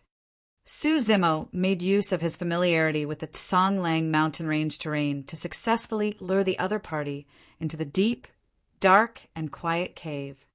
The cultivator's advantages were minimized, whereas Su Zimo's merits were unleashed to the maximum. The 3 elders of Joyful Clan stood rooted to the ground, perspiring on their foreheads, but did not make any moves. It was not because they did not want to.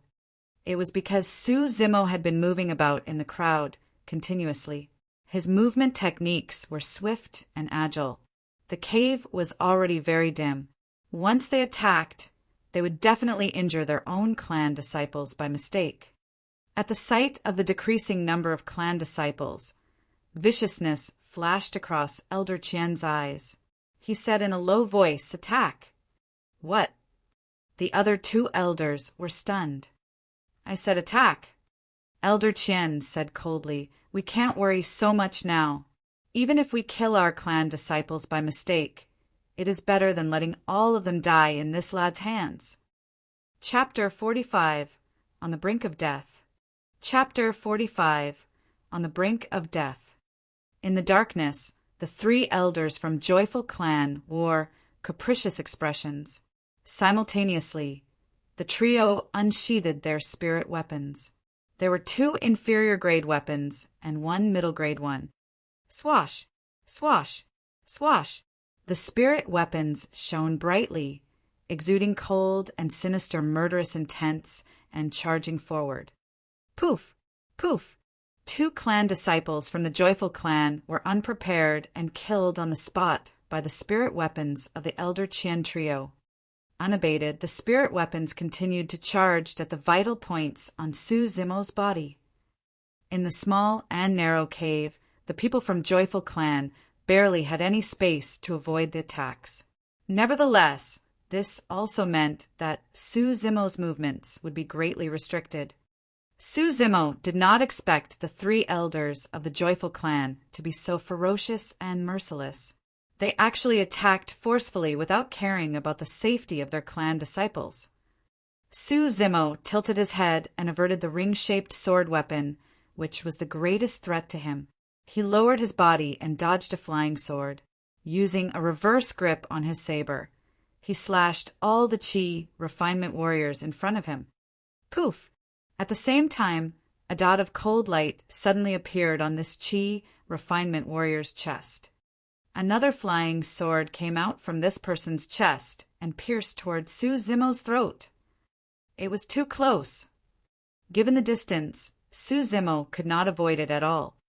Su Zimo retracted the cold moon saber and then blocked the flying sword. Clang! Clashing sounds of sword and saber could be heard, and sparks flew everywhere. Su Zimo's entire body had taken a huge blow. His perlicue split upon the impact, and blood was spilling out from it. The cold moon saber was almost flung out of his hands. Since both parties started fighting, Su Zimo had been trying to avoid a direct confrontation with the Foundation establishment cultivators. As expected, the power of the flying swords controlled by the Foundation establishment cultivators was definitely not something that his body could endure. Su Zimo's entire right arm felt numb. He could not exert any strength at that point in time. The inferior grade spirit weapon directed by an early-stage Foundation establishment cultivator was already so powerful. If Su Zimo were to forcefully receive Elder Qian's ring-shaped middle-grade spirit weapon, he feared he would become paralyzed on the spot.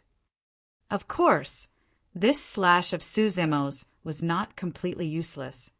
Elder Qian's flying sword should have pierced Su Zimo's chest, but due to colliding with the cold moon saber, it deviated slightly and penetrated Su Zimo's scapular region, splattering fresh blood everywhere. This was Su Zimo's first injury since the start of the fight. The piercing pain in his shoulder region was unbearable, and he could no longer use his left arm. It is so powerful. Su Zimo was secretly astonished.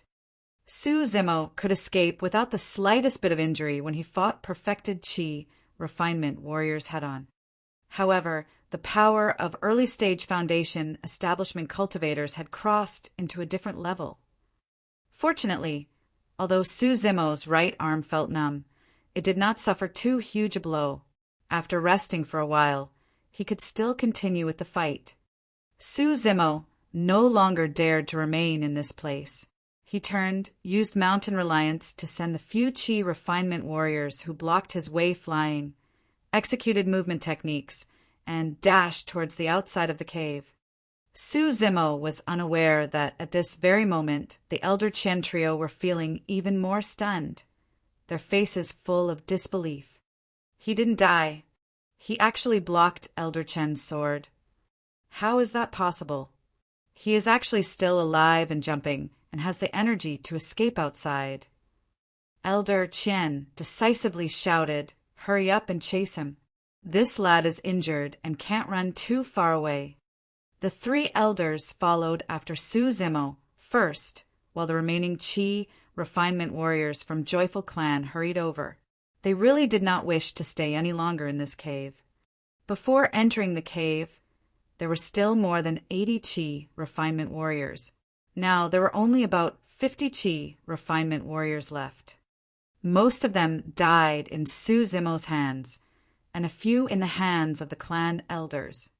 In fact, everyone was aware in their hearts that, no matter the outcome, the Joyful Clan had already lost. 5 Foundation establishment cultivators had led about 100 Qi refinement warriors to chase after a mortal. That was almost half the strength of the clan.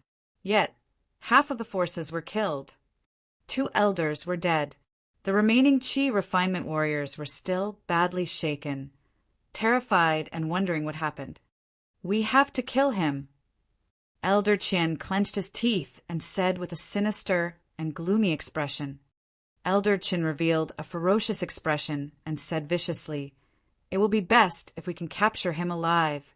I want to make him suffer endless tortures for the rest of his life, and then crush this lad's bones into ashes and chop his corpse into 10,000 pieces. We can't let the Sioux family off too.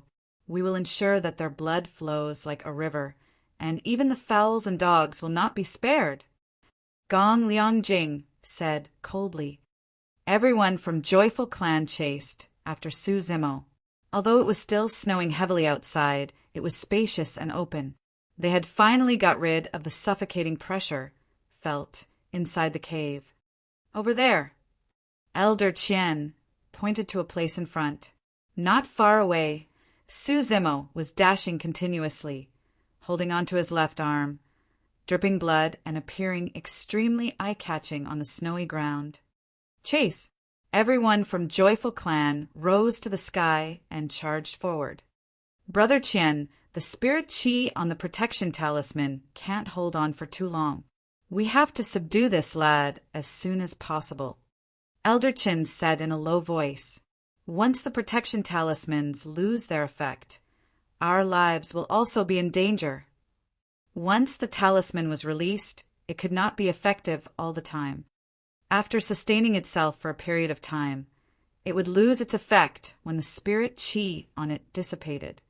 Elder Qian had such a protection talisman on him. Once the effect was gone, he would be no different from Gong Liangjing. If he were to encounter the same situation in the cave, it would be hard for him to escape death. Elder Qian nodded. In fact, he had another protection talisman in his storage bag. However, protection talismans were very precious, and he did not wish to waste it. Elder Qian stepped onto the flying sword, clasped both hands, and muttered a sutra.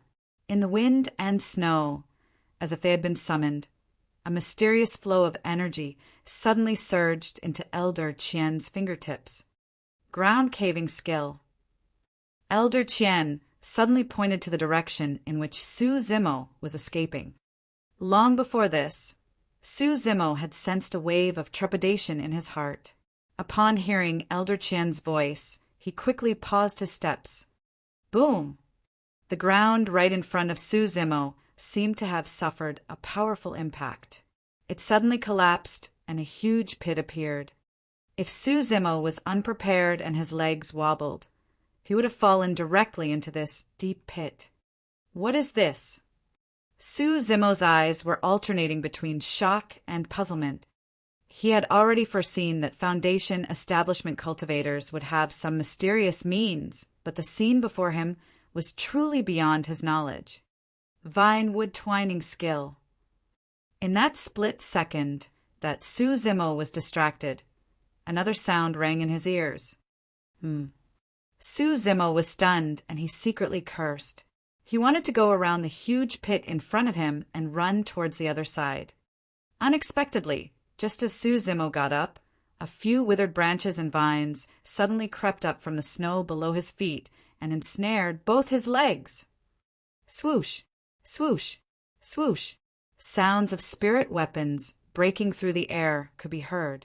It was terrifying and soul-stirring. At this moment, Su Zimo's body was restrained, and he could not move or dodge. Once he was hit by the spirit weapon, he would die instantly. Su Zimo remained calm in the face of danger. He dropped to the ground directly, reverse-gripped the cold moon saber, and slashed hard on the vines holding both his feet. Snap! The vines broke. At the same time, spirit weapons successively appeared before him. Su Zimo clenched his teeth, twisted his body till the limit, and contracted his large tendons. Crisp and cracking sounds could be heard coming from the bones in his body. He had an extremely close shave with the 3 spirit weapons from the Joyful Clan elders. After successfully dodging the 3 spirit weapons, no matter how, Su Zimo could not avert the over 50 other spirit weapons that were coming towards him. Although all of them were from Chi refinement warriors, more than 50 Chi refinement warriors attacked at the same time. Hence, this was a frightening force not to be underestimated. All of a sudden, the situation became extremely dangerous, and Su Zimo was on the brink of death. Chapter 46. The Spirit Monkey Appears. Chapter 46. The Spirit Monkey Appears. He had no choice but to fight head-on. In a split second, Su Zimo circulated body petrification. His entire body muscles tightened, large tendons pulsated, and he unleashed his strength to the maximum. Holding the saber in one hand, he swiftly drew an arc in front of him. There were numerous flashes of saber shadows and icy cold lights. Clang, clang, clang. Spirit weapons continuously clashed in the shadows of the sabers in front of Su Zimo. Successive sounds of weapons clashing with one another could be heard. Sparks were flying everywhere. Su Zimo's steps were clumsy, and he retreated continuously. There was a sweet taste in his throat as he held a pool of blood in his mouth, refusing to spit it out. Su Zimo gritted his teeth and endured. Once he released this breath, he would instantly lose his life. Bang! Su Zimo's body landed heavily on a huge pit not far away, his mouth vomiting fresh blood. He lost his grip on the cold moon saber, and his palms were mangled and trembling. Although he had blocked the attack of more than 50 Chi refinement warriors, Su Zimo was gravely injured. Under such powerful and intensive blows, Su Zimo's body crumbled. He was covered in cuts and his green robe drenched in blood. Snowflakes that dropped onto Su Zimo's body were instantly melted by his body warmth. Su Zimo was ghastly pale. He murmured a little before struggling to sit up. However, he only felt his tendons and bones about to break and piercing and intensive pain constantly stimulating his brain. Under such aggravating conditions, Su Zimo's body shivered and twitched uncontrollably. Everyone from the joyful clan surrounded the huge pit and looked at Su Zimo from the sky. Their eyes were full of excitement, mingled with some fear and reservation. Finally, this person was going to die. Everyone actually felt relieved of a huge burden. If they were to continue with the chase and this person hid in another cave, everyone, including Elder Qian, dared not guarantee that they would be courageous enough to enter it. The Elder Qian trio had been in the cultivation world for more than 10 years and had gone through many life and death battles with cultivators. However, they had never encountered someone who was so difficult to deal with. The most terrifying thing was that this person was not a cultivator, but a mortal without any spirit chi. Ha! Su Zimo started laughing. Each time he laughed, more fresh blood would spill out from his mouth, making one's flesh creep. At the sound of Su Zimo's laughter, many Chi refinement warriors felt chills down their spine. Damn, he's really a madman. Some Chi refinement warriors cursed in a low voice. Gong Liangjing was having goosebumps from Su Zimo's laughter. His face dimmed and he said coldly, "I'll go and kill him." Having said that, Gong Liangjing unsheathed his flying sword, wanting to cut off Su Zimo's head. Wait a minute. Elder Qin stopped Gong Liangjing and sneered. He looks half dead. Are you still afraid that he will escape? We'll spare his life first, then bring him back to the clan and give him a good round of torture. We'll make sure that he begs for death. What are you laughing at? At this juncture, Elder Qian suddenly asked. He narrowed his eyes and stared at Su Zimo. There was a flash of mockery in Su Zimo's eyes. Tilting his head, he spat out a mouthful of blood, raised his brows, and said, "Do you really think that you will surely win? Mark my words. Song Lang Mountain Range will be your tomb." Just as he finished his words, he gave out a deep and deafening roar. Sanguine Ape Transformation! The Sanguine Ape Transformation was the last style of the Sanguine Ape Tri-style. In Daiyu's words, this style was the essence and also a forbidden skill that could not be used unless one was on the brink of death. Su Zimo rampantly circulated the incantation of Sanguine Ape Transformation and constantly did breathing and expiration. If he did not use this style at this juncture, he would no longer have any chance to do so. At the sound of the 3 words, Sanguine Ape Transformation, everyone from Joyful Clan jumped in shock. Elder Qian and trio shuddered and moved a step back instinctively. Everyone's expression was grave as they fixed their gazes at the Su-Zimo in the deep pit, preparing to attack at any point in time. However, after about 10 moments of breath, Su-Zimo was still sitting in the pit, looking expressionless and still. Nothing changed. Su-Zimo's heart sank deeply to the bottom. How could this be? After circulating the Heart Sutra of Sanguine Ape Transformation, there was no change to his body. Su-Zimo could still feel the pain from the various parts of his body. He felt drained and listless. Previously, when he was rounded up by the wolf packs, Su-Zimo had just cultivated Tendon's transformation and was not qualified to release Sanguine Ape Transformation. Now, Su-Zimo had already begun cultivating the bones, strengthening section. Why did nothing happen when he circulated the Heart Sutra and incantation for Sanguine Ape Transformation? This was Su-Zimo's last trump card. In the end, he discovered that he could not use this trump card when he took it out. As the Sanguine Ape Transformation was a forbidden skill, Su-Zimo had never released it before. This was his first time. Su-Zimo's first reaction was that he did not cultivate it correctly. Something must have gone wrong somewhere. Su-Zimo racked his brains and tried to figure out this puzzle. However, this was not the cultivation field and Daiyu was not beside him. Instead, a group of cultivators full of murderous intent in their eyes were staring at him ferociously. No one would help him clear his doubts, and the other party would not give him that much time. After waiting for a while, everyone from the Joyful clan discovered that they could not find the slightest bit of change on Su-Zimo. They had been tricked. Everyone was enraged. Damn, this inferior commoner can still think of fooling us. One Chi refinement warrior cursed and scolded loudly. Kill him! Kill him! Everyone was aggravated and many Chi refinement warriors were shouting above him. Almost everyone had their attention on Su-Zimo, but no one noticed that, in the forest behind them, amidst the wind and snow, a tall and huge figure was swinging on the tree branches and approaching them at lightning speed. Eyes flickering with flashes of blood, his murderous intent was strong. Su-Zimo exclaimed in puzzlement. He suddenly smelled a familiar and pungent odor and looked up instinctively. Right behind everyone from Joyful Clan, a tall and huge figure leaped down from the towering old tree, dropping from the sky with a furor, holding an alloy steel rod in one hand.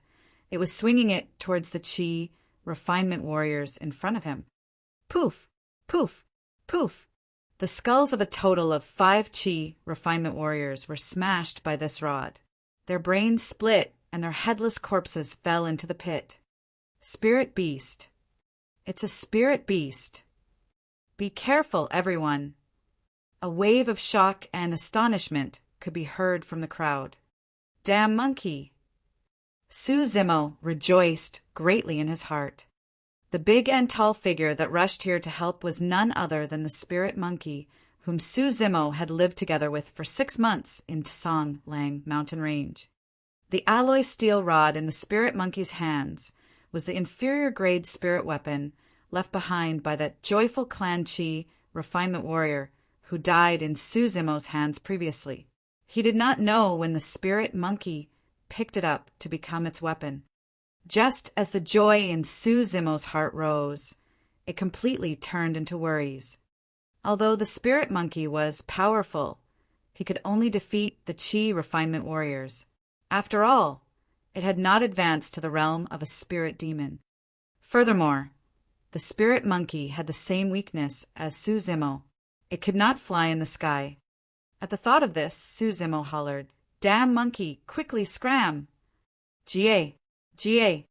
The spirit monkey opened its mouth and laughed, seemingly oblivious to Su-Zimo's shout.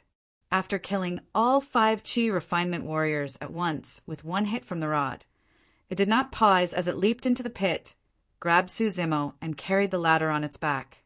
Thereafter, it tried to escape out of the pit without even turning its back. The spirit monkey was very smart. Although he could not differentiate the realms that the cultivators were at, it knew how to assess the situation. Since Suzimo had been beaten up so badly to the point of no escape, he was definitely not their match. Hence, the spirit monkey's first thought was not to forcefully fight with the joyful clan, but to bring Suzimo out of the place. Chapter 47. Landed in a desperate situation.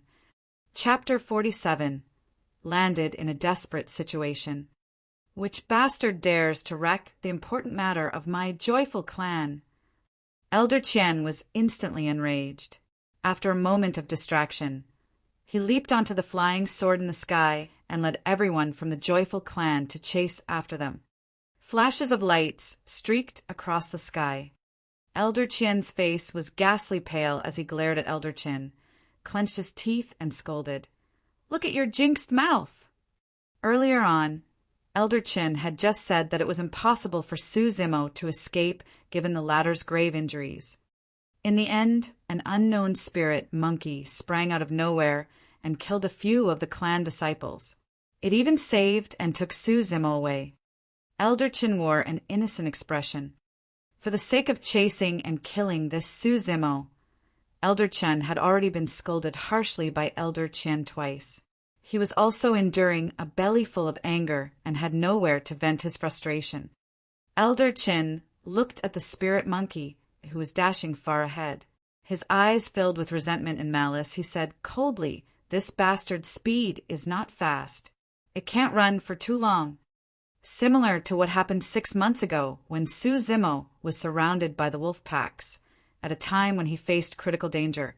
It was the spirit monkey who stood up for him and saved him from the doors of hell. However, the situation this time was different from that 6 years ago.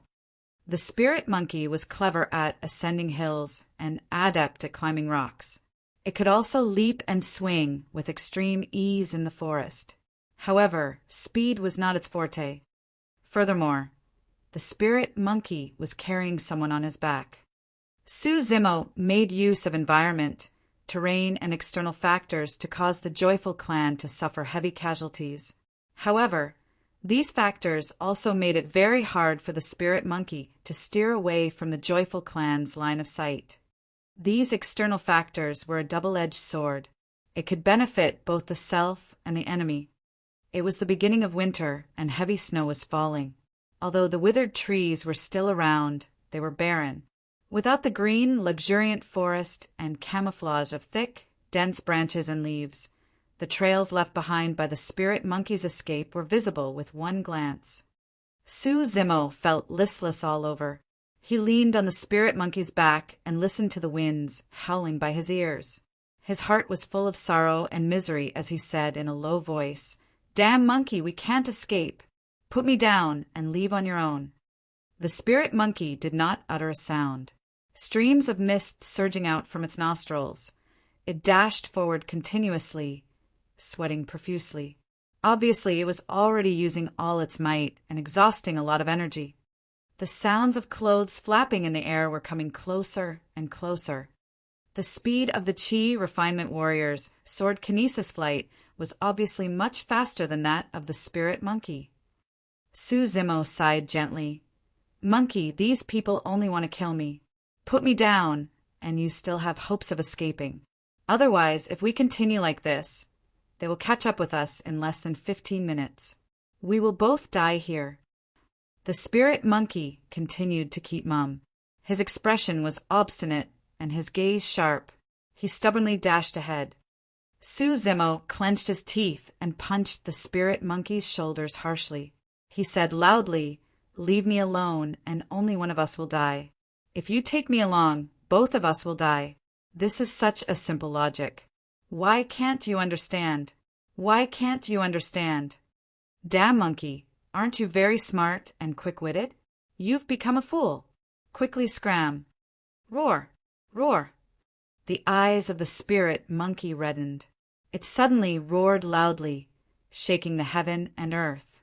Upon the impact, snowflakes on the surrounding old trees fell one after another. The joyful clan group, following closely behind, were shocked at the sudden roar from the spirit monkey.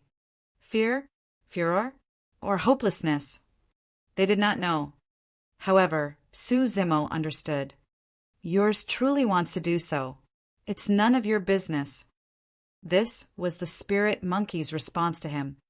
The spirit monkey was not stupid. From the moment that it saved Su Zimo, it already knew that they would possibly die here. However, the spirit monkey still saved him. 6 months ago, the spirit monkey saved Su Zimo because of its enmity with the wolf clan.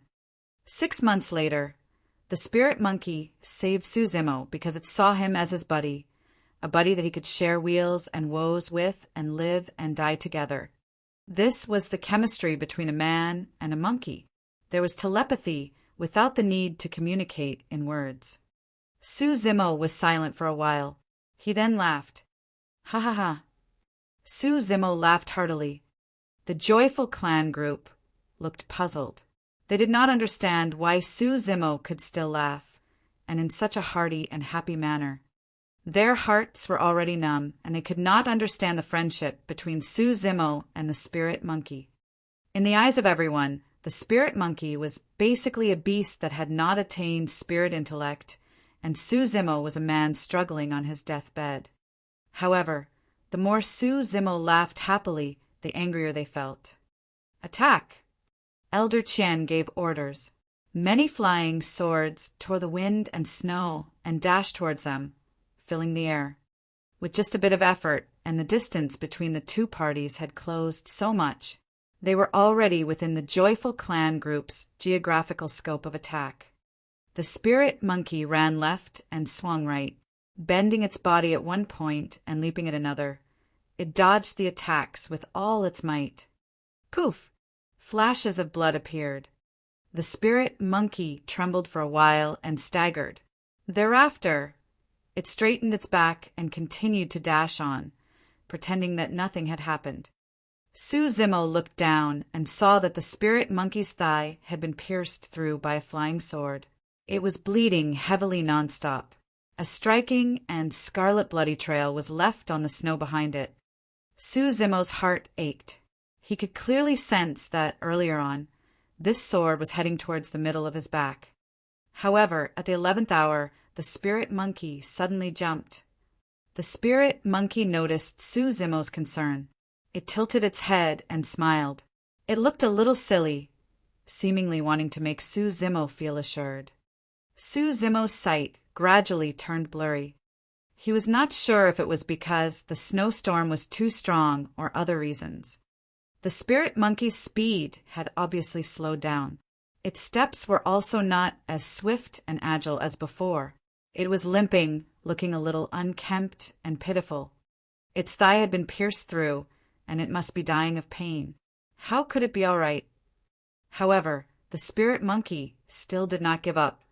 Suddenly, the spirit monkey threw away the alloy steel rod in his hands, hurled Su Zimo in front of his chest, and carried him.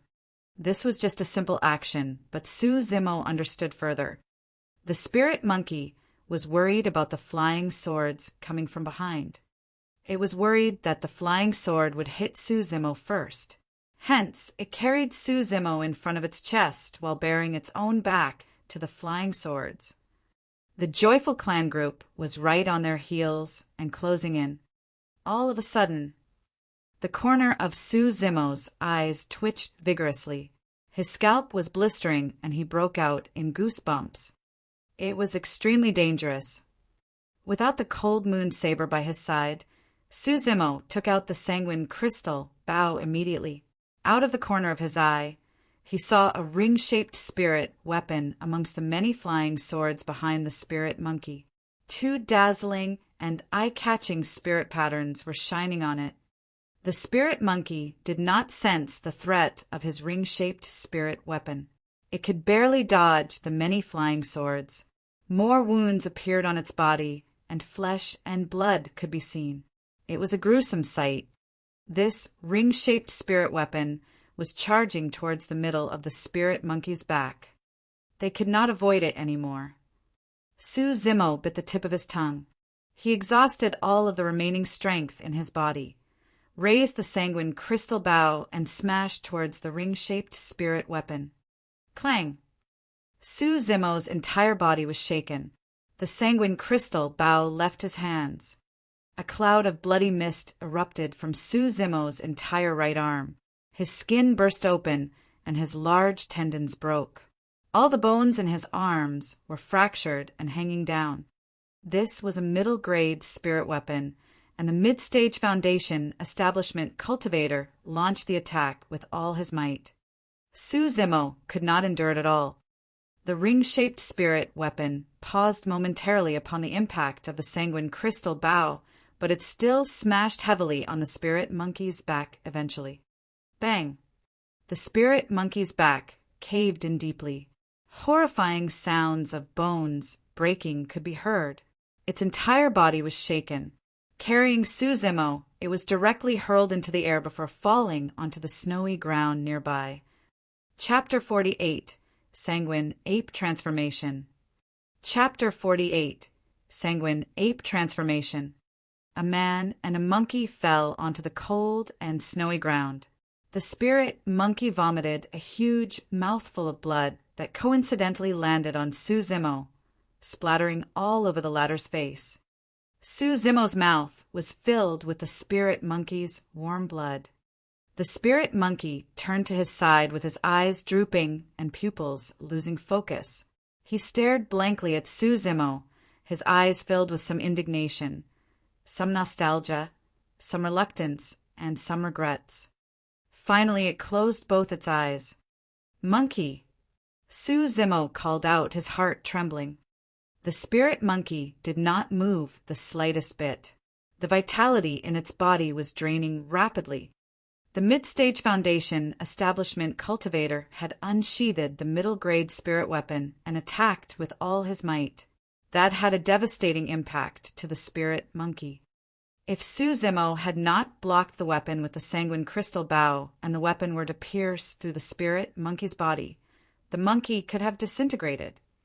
Su Zimo wriggled his body in the snow and crawled to the spirit monkey. He reached out his uninjured left palm and patted the spirit monkey's cheeks continuously, speaking in a trembling voice. "Monkey, wake up! Please don't die!" The spirit monkey did not utter a sound. It looked like it had fallen asleep. Su Zimo bowed his head. His black hair scattered down and covered both his eyes, which were gradually reddening. It was not light or dark red. It was a bloody scarlet red. It was striking, eerie, and frightening. Su Zimo was already covered in wounds. After being splashed with and swallowing the spirit monkey's blood, a trace of the spirit monkey's blood had already been integrated into his blood and veins. This trace of blood from the spirit monkey was circulating rampantly in his body and resulted in many strange and chaotic changes. Su Zimo's veins and blood were boiling. Besides Su Zimo himself, the Joyful Clan people would not be able to sense such changes. The Joyful Clan people floated in midair, encircling a man and a monkey. They finally heaved a sigh of relief. Elder Chin looked as though he had a weight off his shoulders. He swallowed his saliva and smiled lightly. Although there were some hiccups, we still didn't let them escape. At the sound of these words, Elder Chin's face dimmed. Just as he wanted to ask Elder Chin to shut his jinxed mouth up, he heard a sound filled with cold and pervasive murderous intent. "All of you have to die today." Everyone glanced at the source of the sound, only to see Su Zimo, who was kneeling on the snow, suddenly standing up and gradually turning his head back. As the cold wind blew past him, a pair of bloody red eyes were revealed. Pissed, after being glanced at by this pair of bloody eyes, everyone suddenly felt chills down their spines and could not help gasping in cold. Sanguine Ape Transformation. Just as he finished his words, the energy in the blood and veins of Su Zimo's body surged rampantly. His large tendons pulsated, flesh and blood recharged. Body expanded into a strong and huge figure that actually reached a height of 10 feet. 10 feet was already slightly more than 3 meters tall. He was 2 times taller than an ordinary man. Although the Joyful Clan people were flying in the air, they were at most at the height of about 10 feet. If they were too far away, their control of the spirit weapons would definitely weaken. However, Su Zimo's current height was already 10 feet. Both his eyes were at the same level as the Joyful Clan people. In comparison to Su Zimo, everyone suddenly looked relatively small and insignificant. What monster is this? Some of the Chi refinement warriors were so scared that they turned as white as a sheet. Their voices were trembling. Giant. Wrong. This appearance did not belong to the human clan. Sanguine ape transformation was not restricted to the body figure and height. Even Su Zimo's appearance had undergone a drastic change. He looked ferocious and frightening, and bore a resemblance to the spirit monkey who was lying on the ground. A giant ape. The muscles on Su Zimo's body were knotted together like metal casing. They were flickering with metallic shine and filled with an explosive strength. That pair of bloody eyes were exuding endless murderous intent. Wind and snow seemed to have solidified at every nook and crook swept across by that bloody glance. Kill! Su Zimo gave out a deep and furious roar. He strode forward, reached out his left arm, opened his hands, and simply grabbed Gong Liangjing, who was in midair. Su Zimo hated these 3 foundation establishment cultivators of Joyful Clan to the core. If not for them, the spirit monkey would not have been injured and its life or death unknown. Gong Liangjing's reaction was a tad slower. He had just wanted to reverse his flying sword and dash higher into the sky. However, he had a surprise blackout as Su Zimo's palm had already enshrouded and clutched him. Su Zimo squeezed hard. Poof! A mist of blood filled the air. Gong Liangjing, who was at the early stage foundation establishment realm, was crushed by Su Zimo. At this moment, Elder Qian and Elder Qin had just flew to a height of 20 feet. When they looked back instinctively, their eyes met with this gruesome and bloody scene. They could not help shivering with shock and fear in their hearts. It is no wonder that this Su Zimo's body is so scary. It is because he is not human, but demon. He is a spirit beast. Elder Qian said coldly. He could still feel the fear in his heart. Should we report this to the clan first and get more reinforcements to come here? Elder Qin was also feeling a little scared. Elder Qian waved his hands and said, "We don't need to worry. This Su Zimo must have used some demon techniques to stimulate the potential of his body. He can't hang on for too long." Just as he finished his words, Elder Qian saw something from the corner of his eye and was scared out of his wits. He did not even have the time to call out to Elder Qin as he started fleeing to one side. Bang! Both Su Zimo's feet stepped on the ground heavily. His legs bent slightly and then jumped into the air. Initially, there was nothing to be alarmed about a jump. However, Su Zimo's leap actually covered a height of 10 feet. How strong must the body be in order to erupt such frightening strength? Elder Chun heard a deafening sound. Slightly distracted, he felt his vision dimming, and he looked up instinctively. Unknowingly, Su Zimo had already appeared at the top of his head. A humongous footprint landed and trampled with the power capable of destroying everything. Bang! The footprint landed on top of Elder Chen's head. The protection talisman was shining brightly and shaking vigorously. Lines of cracks appeared on its surface. This protection talisman had been released for a long time. Hence, there was very little spirit chi left on it. On the impact of Su Zimo's violent strength, it was instantly on the verge of collapse and could shatter to pieces at any point in time. Once the protection talisman lost its effect, Elder Qin would be no different from other Chi refinement warriors in front of Su Zimo. Elder Qin turned pale with fright, just as he wanted to flee from the spot with the flying sword. Another soul immediately trampled. There was hardly any pause in between. This time it was even more ferocious, strong, and powerful. Divine steed trampling. With every successive step, the strength would increase and become stronger. Snap! The protection talisman shattered. Another step came. Poof! Elder Chin was directly trampled, till death, by Su Zimo and ground into minced meat. In the blink of an eye, 2 out of the remaining 3 elders of Joyful Clan had died. Only the mid-stage foundation establishment, Elder Qian, was left. Elder Qian knew that Su Zimo would definitely target him next. Swoosh! Elder Qian controlled the flying sword and rose continuously in the air, wanting to distance himself from Su Zimo as much as possible. No matter how strong Su Zimo was or how astonishing the powers he erupted, he could not fly, and that was his weakness. 30 feet, 40 feet. In the blink of an eye, Elder Qian had already risen to the height of 50 feet tall. It was only until now did Elder Qian's expression gradually ease. After calming down, he looked back. Elder Qian was stupefied. He exclaimed in puzzlement, "Where is he?" Su Zimo actually disappeared from the battlefield. How was that possible? He could not have escaped from the place in such a short time. At this moment, the few Qi refinement warriors not far away pointed to the front of Elder Qian with shock and fear written on their faces. They seemed to have witnessed a terrifying sight. Chapter 49 Tomb. Chapter 49 Tomb. Swoosh! Sounds of snowflakes falling could be heard, coming from behind Elder Qian.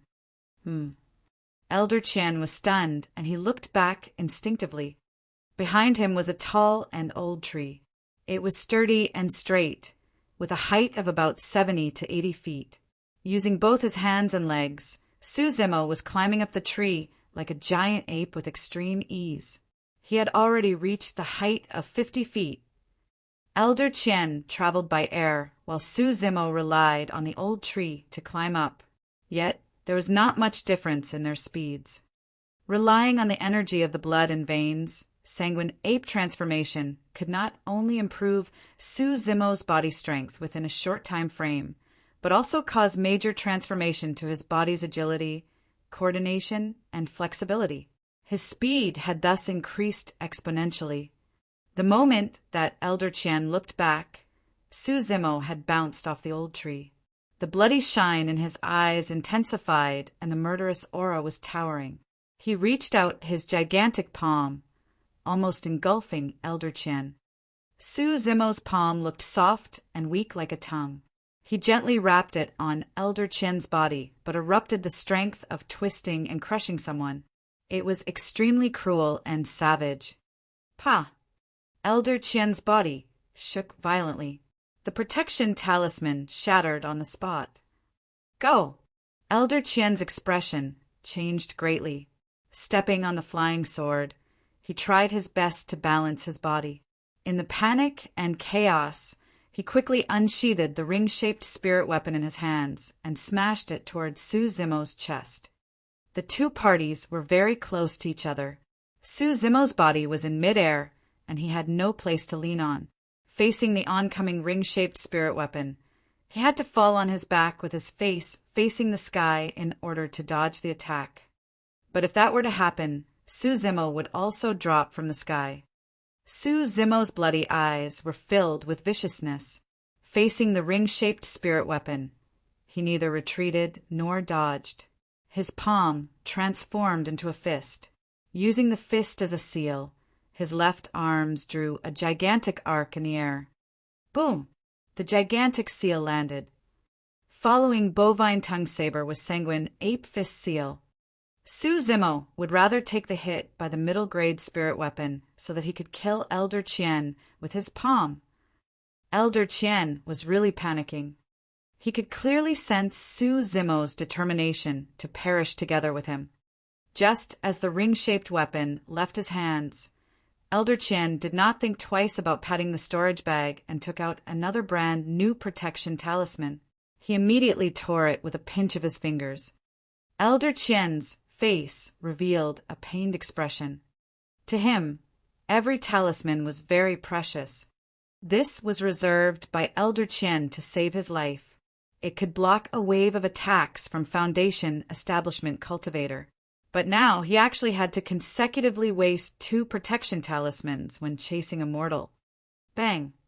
The ring-shaped spirit weapon crashed onto Su Zimo's chest directly, as if it had hit something strong and hard.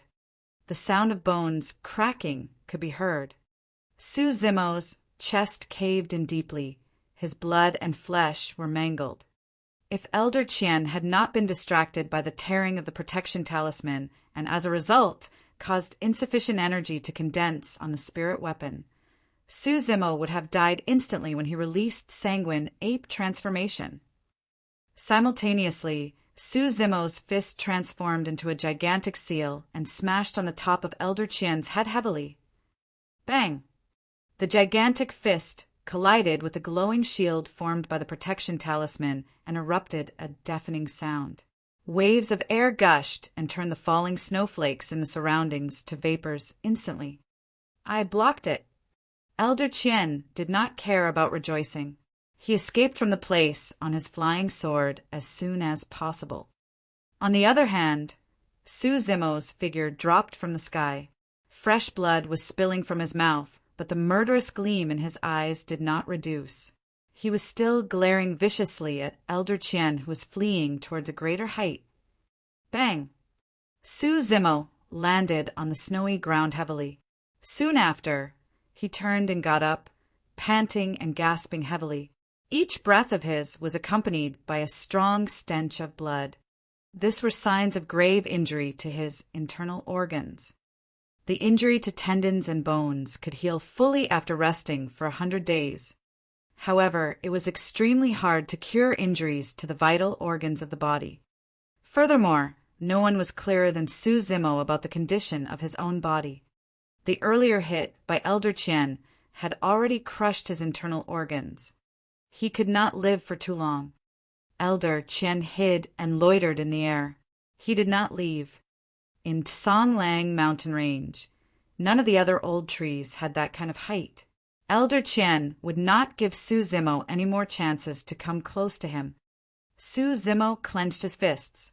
Suddenly, with his back facing the spirit monkey, whose life and death was still unknown, he rampantly charged towards a direction. Although the sanguine ape transformation could increase Su Zimo's strength exponentially within a short time, it could not nurse his injuries. This meant that the injuries on Su Zimo were still present. After an intensive battle, the injuries in his body had worsened. The sanguine ape transformation made Su Zimo turn into berserker mode. His nerves were numb, and he thus could not feel any pain in the body at all. Although Su Zimo was swift and succinct in his movement techniques, his body had already crumbled both inside and out. He was only relying on the strength of his blood and veins to hang on with one breath. When the time of the sanguine ape transformation was up, Su Zimo would revert back to his original state and become even weaker. At the sight of Su Zimo escaping, Elder Qian chased him hurriedly on the flying sword. The joyful clan suffered heavy casualties this time. He was the only one left among the 5 elders. If he did not kill Su Zimo here, how could he explain this to the clan when he returned? Since Elder Qian had decades of experience in the cultivation world, he could tell that Su Zimo was now an arrow at the end of its flight and could not hang on for long. Although the remaining 5 Qi refinement warriors from Joyful Clan also rushed over, they dared not get too close and kept a huge distance from Su Zimo. Su Zimo's speed gradually decreased. His body also began to shrink as he slowly reverted to his original appearance. Waves of fatigue surged in his heart and mind. He began to feel the pain on his various body parts intensifying. Su Zimo gritted his teeth and continued to dash ahead. Not far away at the front was a valley. The steep hilltops surrounding it were straight, tall, and had strong walls. They looked ordinary and were very quiet. Su Zimo came to the center of the valley and revealed a trace of a smile. The time for sanguine ape transformation was almost up. Su Zimo arrived at the middle of the valley and paused his steps. With his back facing the spirit monkey, he began to climb up the stone walls. The surrounding stone walls at the valley had many cave entrances. It was pitch dark and there was no light inside them. The joyful clan people looked at the Su Zimo, who was covered in wounds, but still dared not move forward casually. They watched on as Su Zimo climbed into a cave without any further movement. Everyone finally could not endure any further. They flew on their flying swords and arrived at the top of the valley. At the sight of the cave entrances of various sizes on the surrounding stone walls, Elder Chien frowned. Suddenly, a trace of uneasiness flashed across his heart. At that very moment, Su Zimo suddenly appeared at the entrance of the cave, holding a purple, gigantic bird in his hands.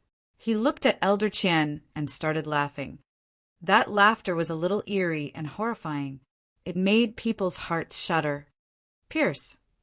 Su Zimo tugged with his might and simply broke the neck of this purple, gigantic bird. Fresh blood flowed, and a unique stench of blood filled the air in the snow and wind.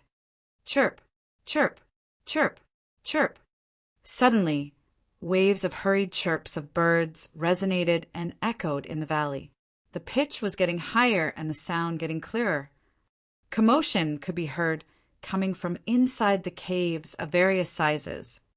At this very moment, Su Zimo's voice could be heard. It was calm and still, but made everyone's heart instantly sink to the bottom. I have said, Song Lang Mountain Range is your tomb. Just as he finished his words, Su Zimo threw away the gigantic purple bird in his hands and wriggled into the cave. In the cave surrounded by valleys, beams of purple lights shone in the darkness. Their lively eyes actually emanated endless murderous intent. Chirp. Another shrieking chirp could be heard, penetrating gold and cracking stones. Initially, they were still far away. When the joyful clan people came to their senses, a huge shadow had already engulfed the top of their heads and shrouded the wind and snow. Chapter 50. She still came.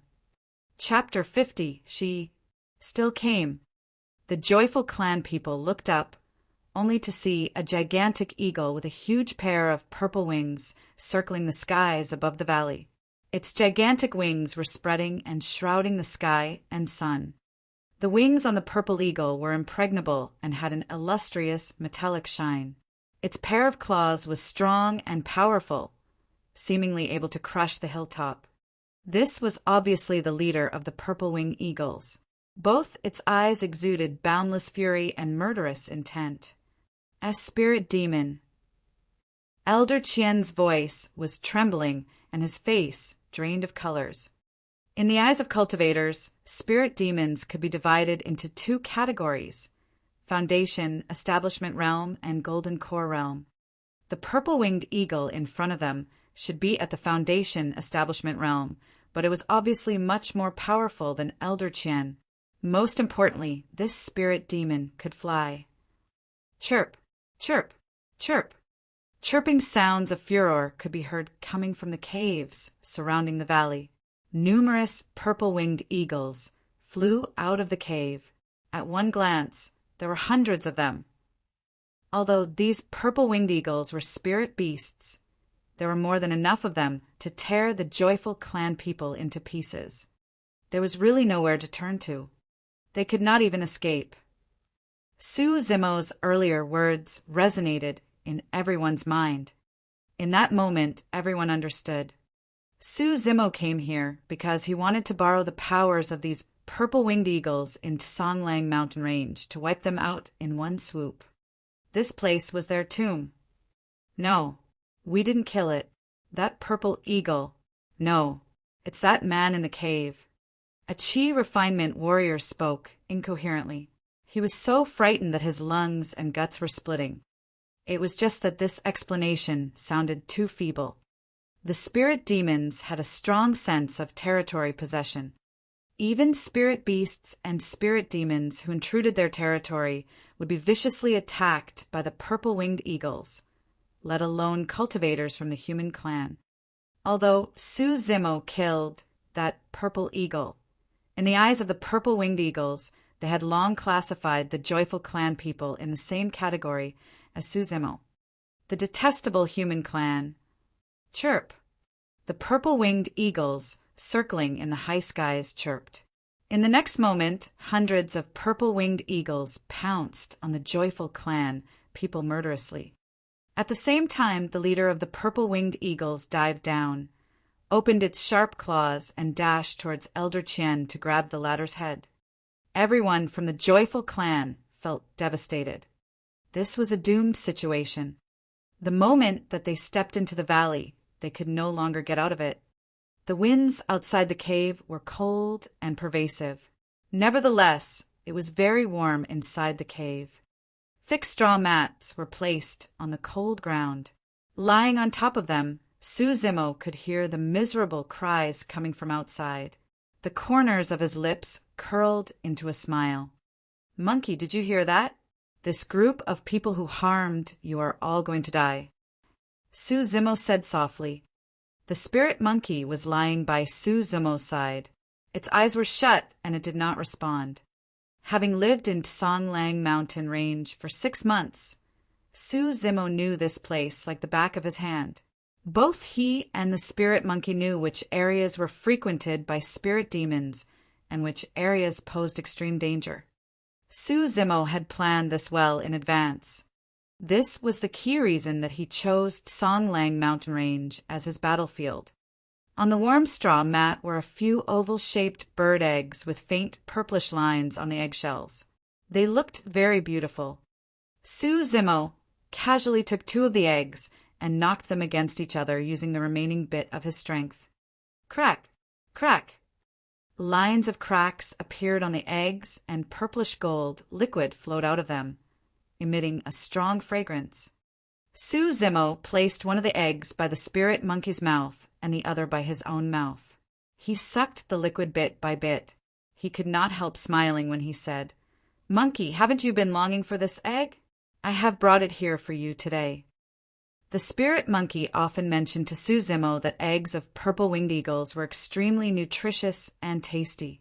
However, there was a purple-winged eagle at the spirit demon level. On normal days, the 2 of them dared not even approach the eggs. The spirit monkey felt proudest about one thing in its life. He secretly ate an egg belonging to a purple-winged eagle and escaped safe and sound thereafter. The purple-winged eagles were one of the rare birds that would go through various stages of hibernation during winter. A man and a monkey already had plans to come here to steal the eggs once winter was approaching and when the purple-winged eagles were hibernating. They would be less sensitive to the outside world at that time. Unfortunately, Suzimo left at the beginning of winter. The spirit monkey's lips were tightly shut. The purplish gold liquid flowed down the corner of its mouth and dropped onto the straw mat. There was no response from it all this while. At the sight of this, Suzimo's eyes dimmed. The fragrant liquid in his mouth suddenly turned tasteless. The miserable cries outside gradually faded. Elder Chien's hysterical shout could be heard. "Suzimo, you can't leave here even if I am dead. Do you think this group of beasts will let you off?" "Ah!" Elder Chien cried in pain, and there was no more noise thereafter. Suzimo smiled. Since he had arrived here, Suzimo did not intend to leave this place alive. The objective of this plan was for everyone to perish together. It was just that Suzimo did not expect to implicate the spirit monkey in the end. Suzimo struggled to stand up and walk out of the cave. Looking at the over 50 corpses beyond recognition in the valley, devoured and torn to pieces by the purple-winged eagles, he shook his head. A flash of mockery streaked across his eyes. So what if they were Foundation establishment cultivators? So what if they were an immortal clan? Eventually, they still died in an obscure corner of this Songlang Mountain Range without anyone knowing. In actual fact, one would say that the death of the joyful clan people was due to Suzimo's trap rather than being devoured by the purple-winged eagles. From the moment the joyful clan people stepped into Songlang Mountain Range, they had already fallen into an invisible net. Led around the nose by Suzimo, They were heading to the abyss of death with every step that they took. In midair, the leader of the purple-winged eagles sensed something as it suddenly lifted its head and landed its icy cold gaze on Suzimo. The murderous intent was akin to that of a saber. Suzimo had seen it before on his first night in Songlang mountain range. The numerous purple-winged eagles gradually stopped devouring the corpses. Flapping their wings in the air, they fixed their gazes on Suzimo, only waiting for the order from their leader before they charged forward to tear Suzimo into pieces. Chirp! The spirit demon level purple-winged eagle chirped loudly. Swoosh! Numerous purple-winged eagles swarmed over like a turbulent purple sea that would drown Suzimo in the next moment. Facing the incoming death, Suzimo was calm. He neither retreat nor panic. From the moment that he embarked on the path of cultivation, Daiyu had told him that he would face unimaginable dangers and could lose his life at any time. He should not expect her to save him. At that moment, Suzimo replied that life and death were preordained. This moment had eventually arrived. It was just that Suzimo did not expect it to come so soon. All of a sudden, in Suzimo's line of sight, a flash of unrivaled, stunning scarlet color that seemingly wanted to dye the entire world red suddenly flashed across that purple sea. It was impossible to overlook it. The shadow of a figure appeared and blocked the front of Suzimo. Suzimo opened his mouth slightly. There was first shock in his eyes, followed by endless delight and happiness. The intruder was clad in a long, blood-colored robe. Back-facing Suzimo, she had a slim figure, and her dark tresses were hanging loosely around her neck, blowing in the breeze. "You dare touch my people, then you shall die." The calm tone, pleasant voice, and lazy drawl, yet the dominance in it was suffocating. Suzimo suddenly felt like crying. He had fantasized countless times about Daiyu appearing in the times of critical danger, but had been repeatedly disappointed. She still came. Chapter 51: A Tiger's Prowess at Heart. Chapter 51: A Tiger's Prowess at Heart. Suzimo opened his eyes wide to catch a clear glimpse of Daiyu's every move, but waves of fatigue hit him. No longer able to endure it, he collapsed. From the battle in the capital to the slaying of Luo Tianwu in Jianan City, the ambush in Songlang mountain range to the journey of running for his life, he had not slept or rested for more than 2 weeks. Having traveled day and night, Suzimo had already exhausted the last bit of strength in his body. The moment that he shut his eyes, Suzimo could only see Daiyu stretching out her fair palm and blocking that torrential purple sea with extreme ease. In the next moment, Daiyu clenched her fists. The purple sea exploded instantly, emanating a sorrowful yet breathtaking mist of blood. Suzimo fainted. Not knowing how long had passed, Suzimo gradually regained his consciousness. He could sense a familiar aura when he opened his eyes. This was the cultivation field. Suzimo was soaked in the wooden barrel. He seemed to have returned to 1 year ago. Daiyu sat on the green stone, not far away, with a cold and aloof expression. He did not know what she was thinking. Where is the monkey? How is he? The first thing that Suzimo did when he woke up was to check on the spirit monkey's condition. Daiyu did not reply. Suzimo hurried to explain. There's a spirit monkey lying in that cave. He is my friend and suffered grave injuries in order to save me. Miss Dai, you must save it. Eche. Suzimo was anxious, but he could not continue further. Given Daiyu's temperament, it was already surprising that she would appear to save him. Why would she care about the life of a spirit beast? After some time, Daiyu said nonchalantly, "You don't need to bother about it. Its physique is much stronger than you." Ah! Suzimo was momentarily stunned. Thereafter, he was overjoyed. He pursued, "The monkey is still alive." Daiyu was silent, seemingly like she could not be bothered to respond. Suzimo could not help smiling. He continuously nodded and muttered to himself, "Not bad, not bad. Since I managed to survive, and that damn monkey's physique is stronger than mine, it must still be alive." After putting down his worries, a trace of doubt arose in Su Zimo's heart again. He could not help but ask, "Miss Dai, although I am not part of the demon clan, after cultivating the mystic classic of the 12 demon kings of the great wilderness, why is my physique still incomparable to that damn monkey?" The corners of Dai Yu's mouth pursed slightly. "You have only cultivated 3 sections, body tempering, tendons transformation, and bone strengthening, and only attained initial success for them.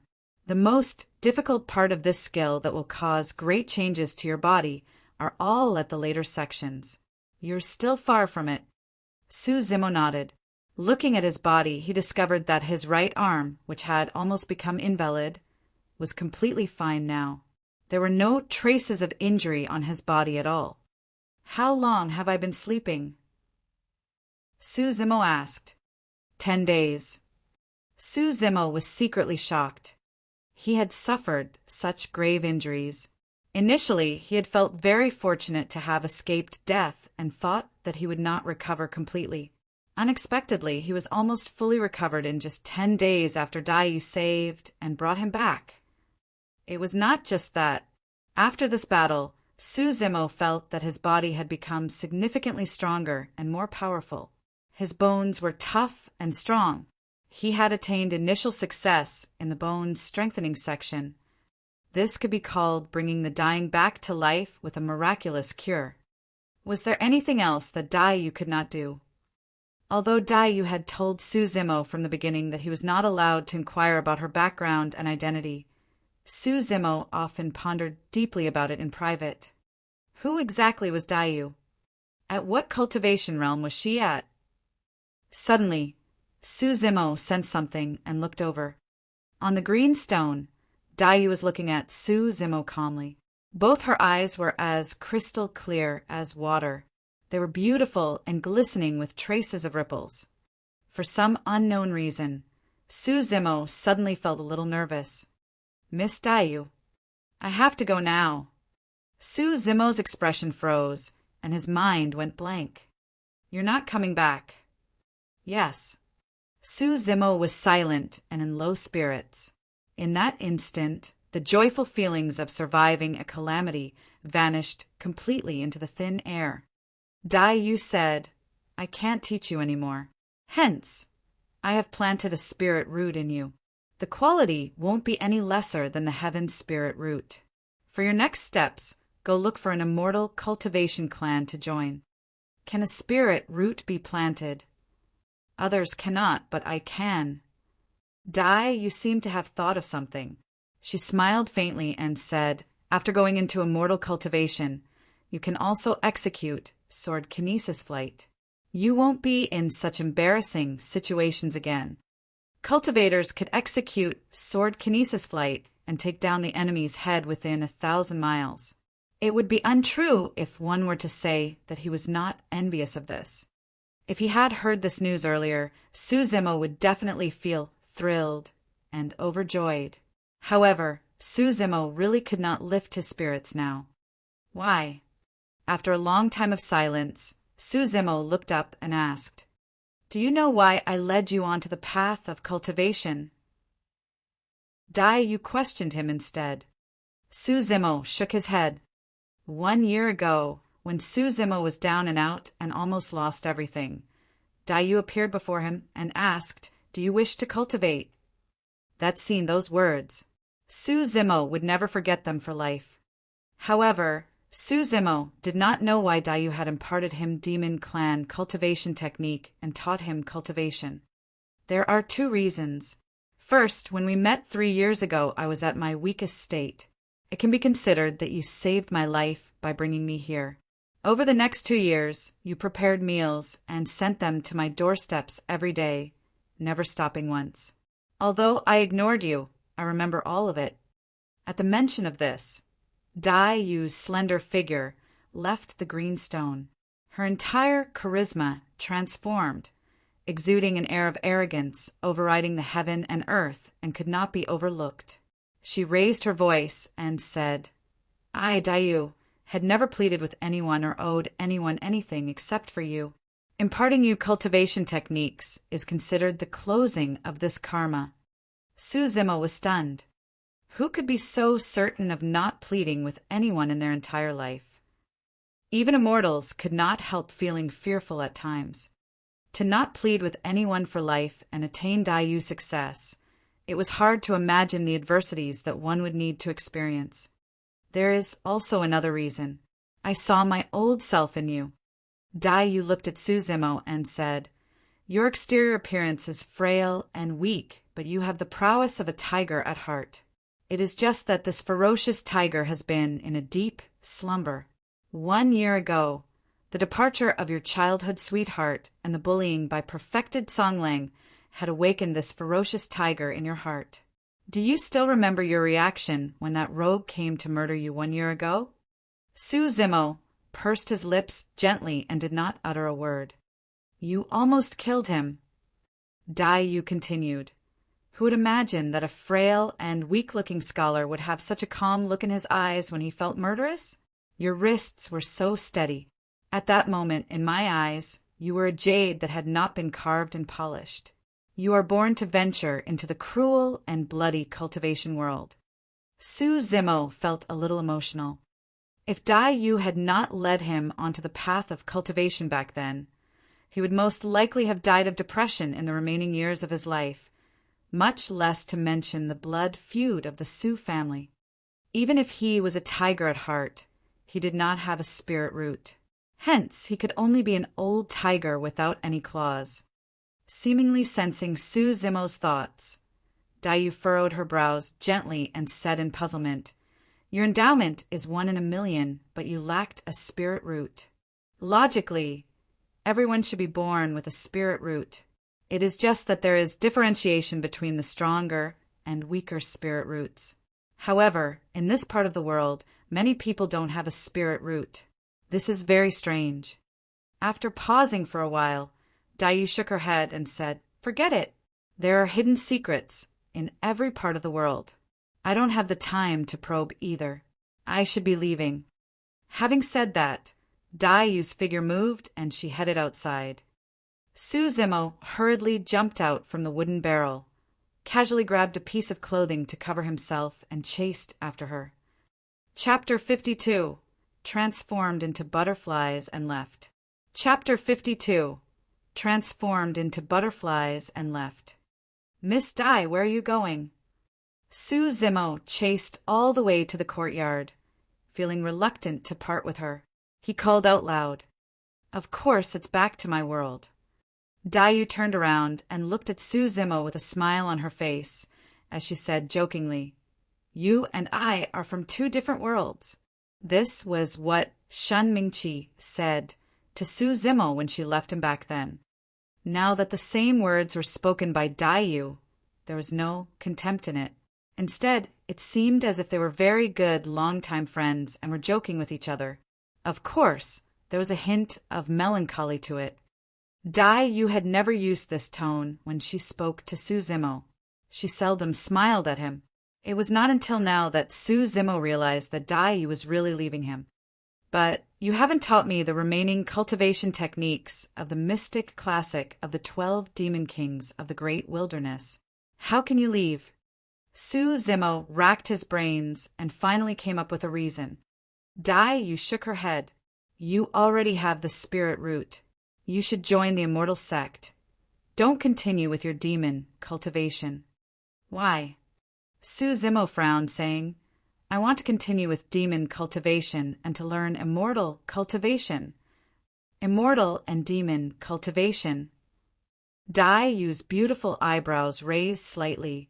She could not help but smile. You are quite ambitious. Dayu paused briefly before she said, Spirit qi can nourish and temper the body. Although the body will not be as strong as the demon clan, it is still fairly strong. But do you know why most of the cultivators have a weak body? Why? There is a limit to one's energy. No matter whether it is immortal cultivation or demon cultivation, one cannot live forever. One cannot escape from life and death. If one continues with a mortal cultivation and demon cultivation, there is a high possibility that one cannot reach the end for either cultivation. Su Zimo thought about it and said, I want to give it a try. Dai Yu continued, I won't stop you if you want to go ahead with immortal and Buddha cultivation. But immortals and demons belong to different worlds. Immortal is immortal, while demon is demon. If you insist on doing immortal and demon cultivation, both sides would not tolerate you. Now that you just started demon cultivation, you should give it up now. I don't want to give up. Su Zimo insisted stubbornly. Even if the entire world would turn against you. So what if the entire world turns against me? To Su Zimo, this cultivation technique was imparted to him by Dai Yu. It had an important significance. Even if the whole world stopped him from cultivating, he would continue with it. After a brief silence, Dai Yu said, The mystic classic of the 12 demon kings of the great wilderness will get more and more difficult. You won't be able to succeed without me by your side. Dai Yu sighed at the obstinate look in Su Zimo's eyes, finally giving in. There was a demonic glitter in Dai Yu's eyes. Thereafter, there were several more sutras in Su Zimo's mind. Dai Yu looked at Su Zimo, saying softly, These are the remaining sutras. Remember, if it is too difficult to cultivate, don't waste your effort on them. Also, if the monkey at Songlang Mountain Range runs into trouble in the future, do give it a helping hand. Su Zimo had a moment of realization upon hearing her words. Dai Yu had other intentions when she arranged for him to go through training at Songlang Mountain Range. Without the spirit monkey, Su Zimo would not be able to master Sanguine Ape Tri-Style within a year. Without the spirit monkey, Su Zimo would not be able to activate the Sanguine Ape transformation. Although Dai Yu never showed up during his 1 year of training at Songlang Mountain Range, she had been keeping a silent watch over him. Otherwise, she would not appear at the final crucial moment. After all, Dai Yu cared a lot for him. Su Zimo gazed at Dai Yu quietly. His gaze was intense and somewhat irrational. It was as if he wanted to remember Dai Yu's facial features and imprint it deeply in his memory. If you want to continue with immortal and demon cultivation, you will experience a lot of unimaginable sufferings. But you must bear in mind that these sufferings will only make you stronger. There is a saying in the Avatamsaka Sutra of the Huayan school that I would like to give you as parting words. To become one of the greatest, you have to work on the foundation and be willing to take hardship and serve others. With that, Dai Yu turned around, waving to Su Zimo. Dai Yu took a small step, and she was in midair. Under Su Zimo's unwavering gaze, her graceful figure gradually disappeared into the air, transforming into a sanguine butterfly, with 2 bright crescent moons imprinted on the pair of wings. I left behind 3 gifts for you. The first gift is the spirit root in your body. As for the remaining 2 gifts, they may be of use to you in the future. Dai Yu flapped her wings, and the surrounding space collapsed and turned into fragments. Cracks formed as a dark void could be vaguely seen in the distance, stirring up chilly wind. It was unnerving. The butterfly flew into the darkness and gradually disappeared. Dai Yu. Su Zimo ran a few steps and shouted toward the direction that Dai Yu flew to. I will go to look for you. The surrounding space gradually returned to normal, and the cracks fused together. Right then, a sound was heard coming from the void's abyss. Sure, I'll wait for you. Dai Yu had transformed into a butterfly and left. It was only when Dai Yu left did Su Zimo realize that he had developed a strong attachment and dependence on Dai Yu. Su Zimo stood rooted on the ground, constantly thinking about what happened here over the past 1 year. He was lost in his thoughts. The sun rose, breaking through the dark clouds. Unknowingly, Su Zimo had stood under the peach blossom tree for an entire night, not moving at all. Finally, Su Zimo raised his head, looking into the distance. His eyes finally regained focus. He concealed the pain of separation and reluctance to part with Dai Yu deep in his heart. He took a deep breath before he turned to leave. Su Zimo passed by the Su family's residence and halted in his tracks. Supposedly, everyone in the Su family should be hiding at Sky Treasure Pavilion at Songlang City. But right now, the door to the mansion was opened and he could vaguely hear sounds coming from within. Su Zimo felt perplexed and went in to check. Second young master is back. Everyone in the Su family's residence was elated to see Su Zimo. Su Hong came out with the rest to welcome Su Zimo. Zimo, are you all right? Su Hong came forward, grabbing hold of Su Zimo's shoulder and sized him up. I am all right. Su Zimo shook his head, asking, Why aren't all of you at Sky Treasure Pavilion? Song Chi said, We were going to leave Pingyang Town when a red-robed lady turned up all of a sudden to stop us. As Song Chi was recollecting what happened, he still could not hide the shock that he felt back then. The lady was very powerful. She did not need to leverage any external objects, and she could fly into the air. She must at least be a golden core cultivator. She told all of us to wait for her, saying that she would bring you back. And she disappeared right in front of us. At the mention of the lady, everyone in the Su family could not hide their appalled and shocked expression. Su Zimo hung his head. No one noticed the loneliness and sadness in his eyes. Zimo, is that lady your master? Everyone in the Su family could tell that Su Zimo had undergone a total transformation. He had changed from a frail scholar to a warrior who could slay Qi refinement warriors. It must be due to the mysterious lady. She is not my master. Su Zimo shook his head. Although Dai Yu taught him demon cultivation, Su Zimo had never treated Dai Yu as his master. Where is the lady? We have to express our gratitude to her. We must not neglect her, Su Hong continued to say. She's gone. Su Zimo said softly. Everyone was silent. Su Zimo recovered himself and smiled. Brother, what plans do you have next? The Su family's situation was tricky. They could not go to the country of Yen, and they could not stay in the country of Qi. They could only leave their homeland to stay in other states.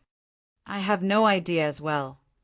Su Hong sighed softly, looking toward the country of Yen that was far in the distance as he said in a low voice, I still can't bear to leave. Right then, a black-armored cavalry galloped from afar and shouted loudly even before he reached.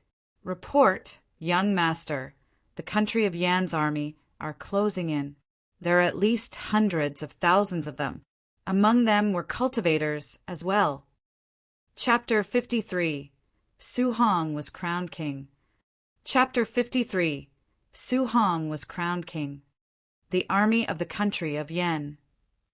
Su Hong frowned, feeling perplexed. The country of Yen is without a leader. The first thing right now should be to elect a new king and to keep the army and the officials' morale high. Why would they lead an army to deal with us? It doesn't make sense. Uncle Zheng shook his head as well. There are hundreds of thousands of soldiers. That is the entire army of the country of Yen. Will they go to this extent just to deal with the Su family? I don't think so. Cultivators. There was a coldness in Su Zimo's eyes, and he thought to himself, it must be the Joyful clan. 10 days ago, the Joyful clan sent hundreds of cultivators to hunt down Su Zimo. In the end, all of them were slain in Songlang mountain range. The Joyful clan could not possibly take this lying down. Furthermore, the Su family and Su Zimo had no interaction with the cultivation world. Their only enemy was the Joyful clan.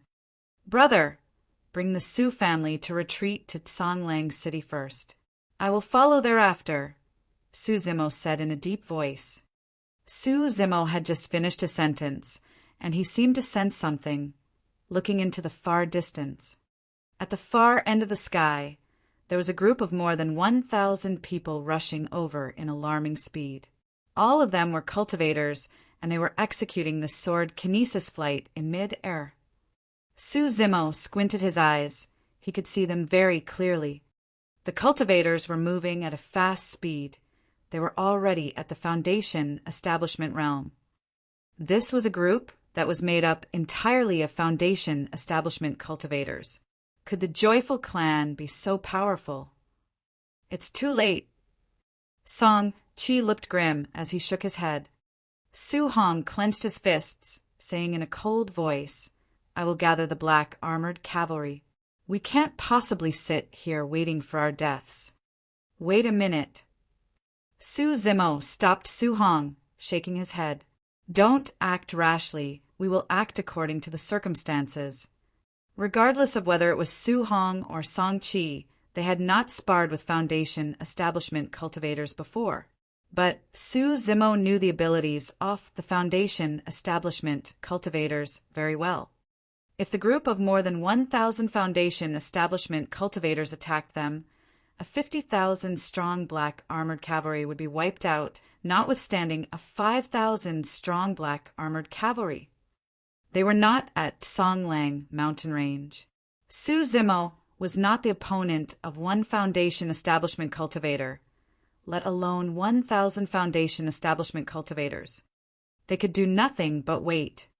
The 1,000 Foundation establishment cultivators reached the sky of Pingyang town in no time. They were dressed uniformly, and they exuded the harsh and murderous aura. They did not look like cultivators. Instead, they seemed more like the National Army. At the furthest front of the 1,000 Foundation establishment cultivators was a graceful and magnificent carriage that floated in the air. It was adorned with brilliant jewels and pearls, dazzling and sparkling in midair. Although no one carried the carriage, it floated steadily in midair. There was sparkling bead curtain at the front of the carriage. There seemed to be someone seated in the carriage. One could not tell the person's facial features due to the bead curtain. Everyone in the Su family was shocked. Song Chi, who was a Chi refinement warrior, had never seen such a large army either. He was dumbstruck.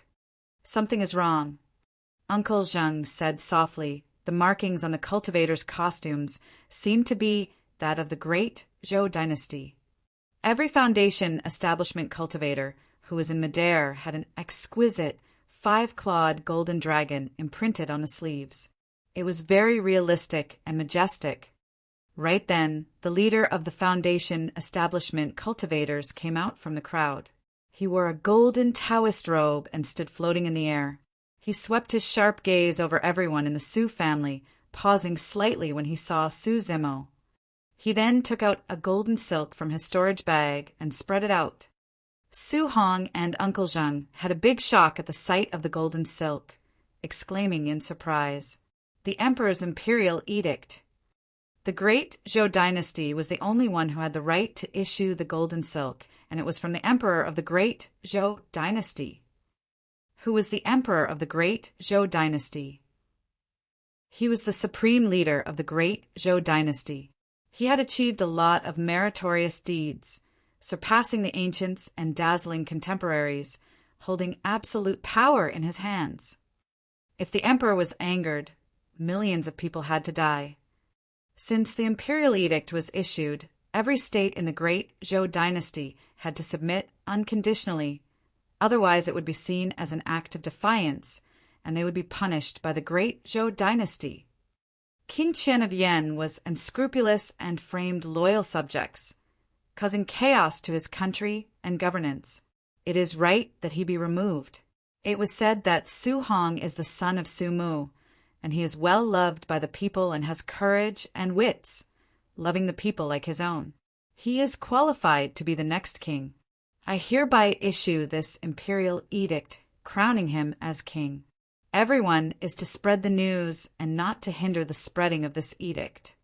The golden armored leader who was in midair rolled the imperial edict. He stared at Su Hong and said in a deep voice, "Su Hong, accept the imperial edict." Su Hong froze in place, looking shocked. There was disbelief in his eyes. The great Zhou dynasty hardly intervened in the affairs of the various states.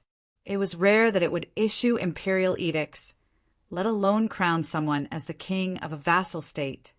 It was not that Su Hong did not want to be the king. The reason why he rejected Wei Mingqing's proposal was that he was worried that if he was crowned king, war would definitely break out and it would implicate the innocent people of the country of Yan. But right now, with the imperial edict, Su Hong could be crowned the king, and yet there would be no wars in the country of Yan. If anyone had objections and launched a war, he would not be going against Su Hong, but the imperial edict. No one would be so foolish to do such things. It was akin to courting death. More importantly, everyone in the Su family would no longer need to leave their homeland to go to other states, and the black armored cavalry would finally have a place to stay for good. Young master, hurry, accept the edict. Uncle Zheng was excited. He could not hide his happiness, and he urged him softly. But Su Hong was in a difficult position. He had never seen the emperor of the great Zhou dynasty before, and the imperial edict came all of a sudden. He could not help but feel worried and perturbed. Su Hong looked toward Su Zimo automatically.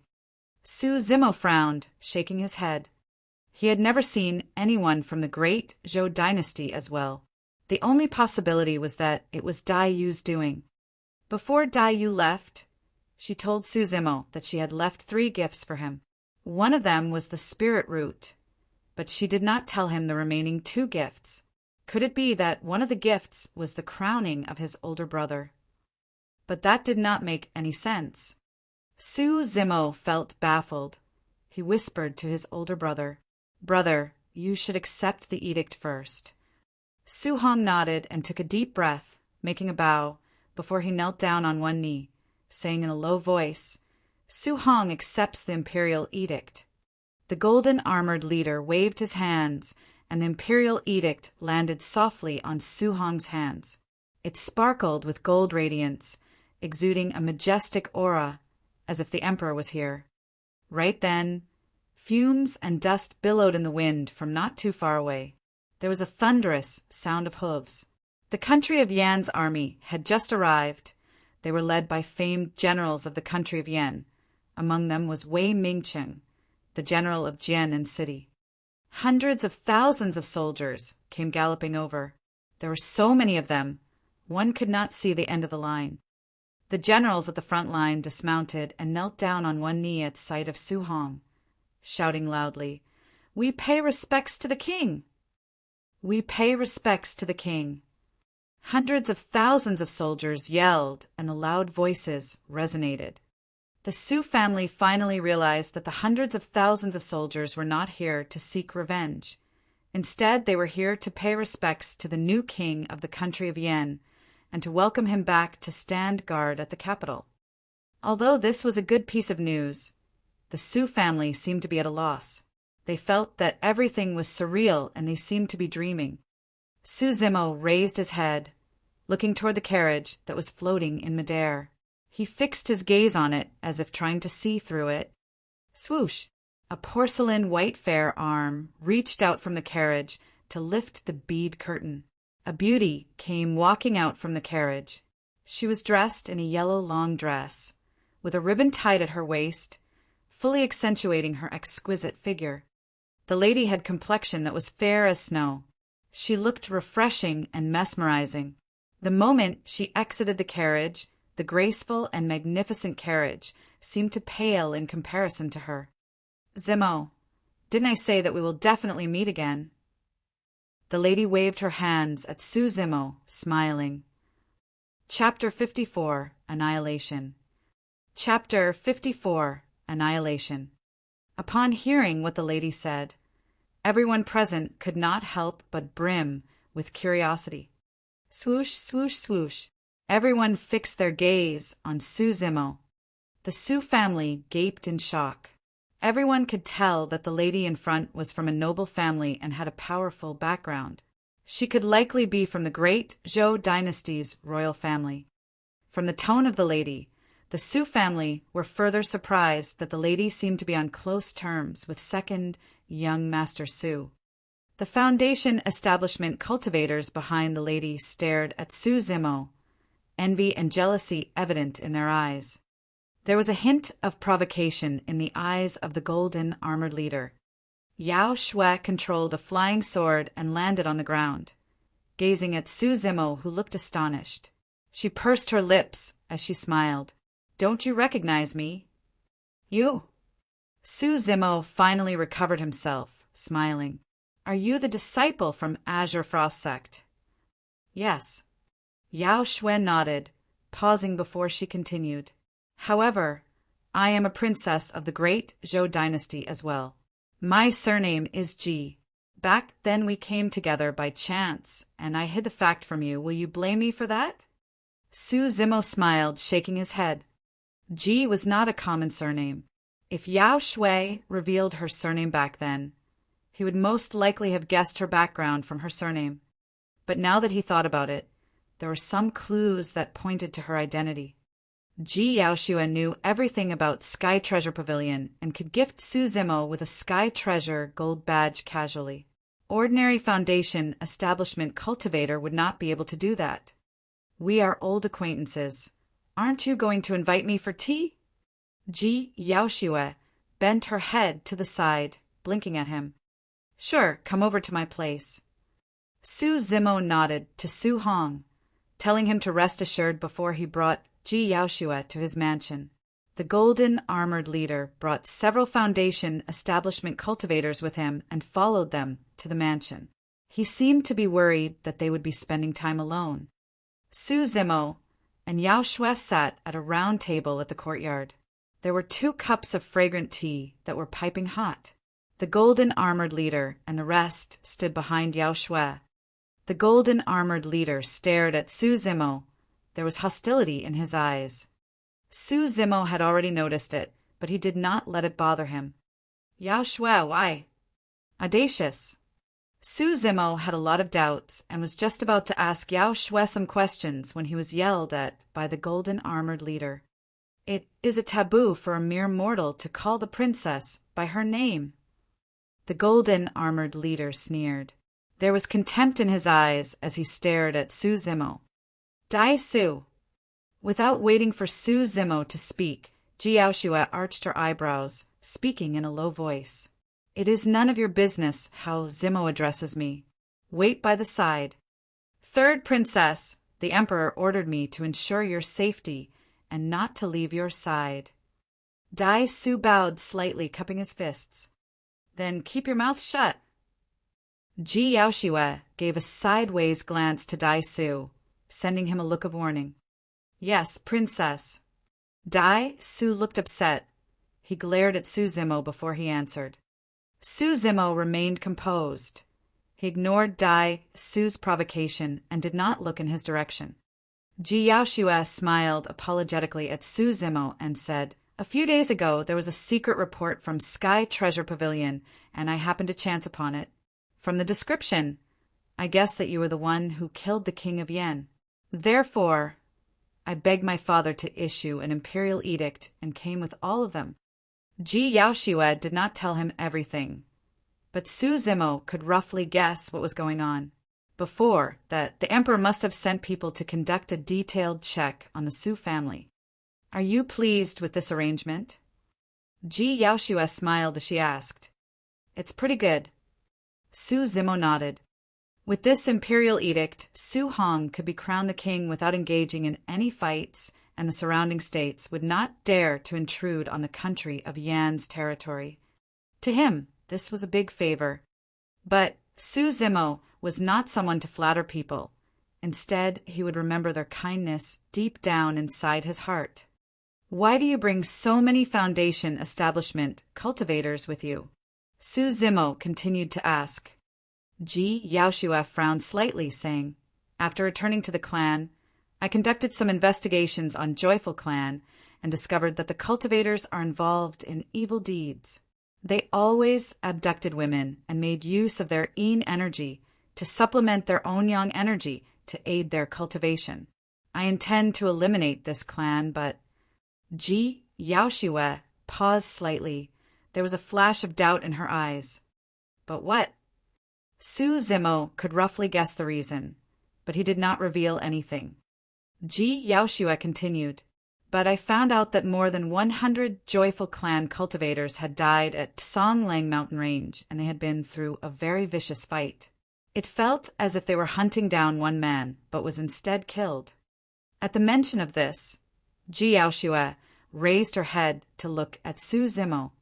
Back then, the Joyful Clan had caused quite a commotion when they hunted down Su Zimo. The entire capital of the country of Yen had witnessed it.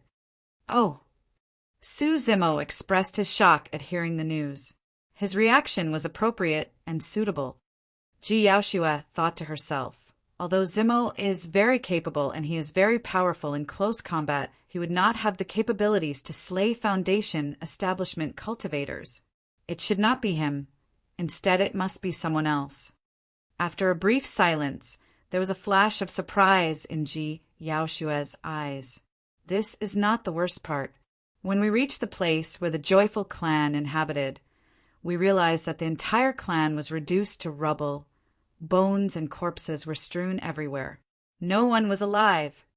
Ah! This time Su Zimo really had a shock. Although Su Zimo killed hundreds of cultivators from the Joyful Clan, the clan was still around.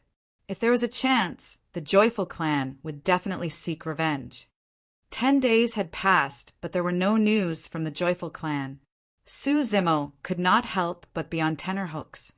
He did not expect that the entire clan was wiped out. The person who did it was way more powerful than the cultivators of the Joyful Clan. It seemed as if every cultivator of the Joyful Clan died instantaneously.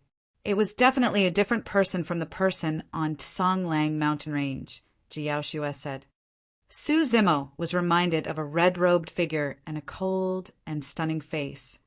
According to what Ji Yaoshua had said, Su Zimo could not think of a second person who had the ability and would do such a thing. Before Daiyu left, she must have been worried that the Joyful Clan would seek revenge on him.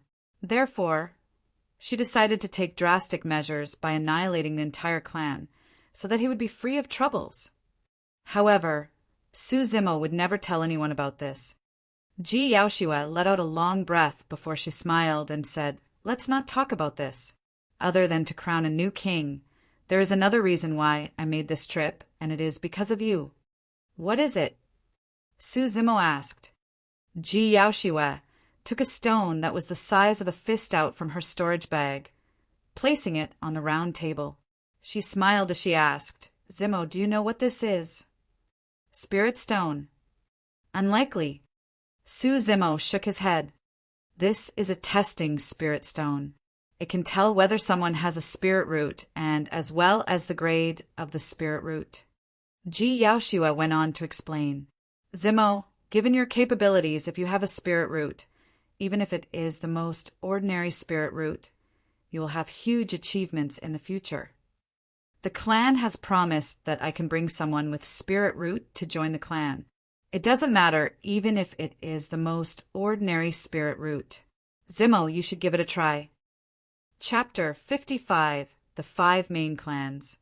Chapter 55, The 5 Main Clans. Su Zimo looked at the testing spirit stone. He did not stretch out his hands. Instead, he seemed to be pondering. Before Daiyu left, she had planted the spirit root for him. He knew that it might be as good as the heaven spirit root. Su Zimo had no doubts about that. Su Zimo had another thought after listening to what Ji Yaoshua had just said. Ji Yaoshua thought that Su Zimo did not really know much about her clan. That was why he was reluctant to stretch out his hands. She began to explain. In the great Zhou dynasty's territory, there are 5 strongest clans. Zimo, you can be assured that the clan, Azure Frost Sect that I am in, is among the 5 strongest clans. Su Zimo was interested, and he asked all of a sudden, "What are the 4 other clans?" The 5 main clans are Iridescent Clouds Palace, Southern Mountains Clan, True Fire Sect, Azure Frost Sect, and Ethereal Peak. Su Zimo lowered his head, blowing lightly at the tea, leaves floating on the tea. There was a fleeting coldness in his eyes at the mention of iridescent Cloud's palace. Su Zimo looked up, his expression normal, as he asked, "I suppose for those who join the 5 main clans, they have a high requirement for the spirit root. Is that so?" Ji Yaoshua nodded and said, "If you want to join the 5 main clans, one needs to have at least a superior class spirit root. Having a pseudo-spirit root and ordinary spirit root will not meet the mark. However, Zimo, you can rest assured that even if yours is a pseudo-spirit root, I can bring you to join the clan as well. The spirit root could be categorized into 5 grades: pseudo-spirit root, ordinary spirit root, superior class spirit root, earth spirit root, and the most rare heavens spirit root." That was to say, since Zhou Dingyun and Shin Mingqi were chosen by perfected Songlang from iridescent Cloud's palace, they must at least have the superior class or higher grade spirit root. Su Zimo smiled and took a sip of tea, asking casually, "Is there any feud between the 5 main clans? Or rather, which among the 5 clans is stronger?" "Feud?" Ji Yaoshua shook her head.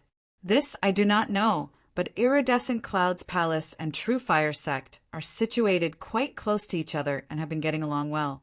The 5 main clans are similar to each other in terms of capabilities, and each has their own strengths, of which Ethereal Peak is the most mysterious.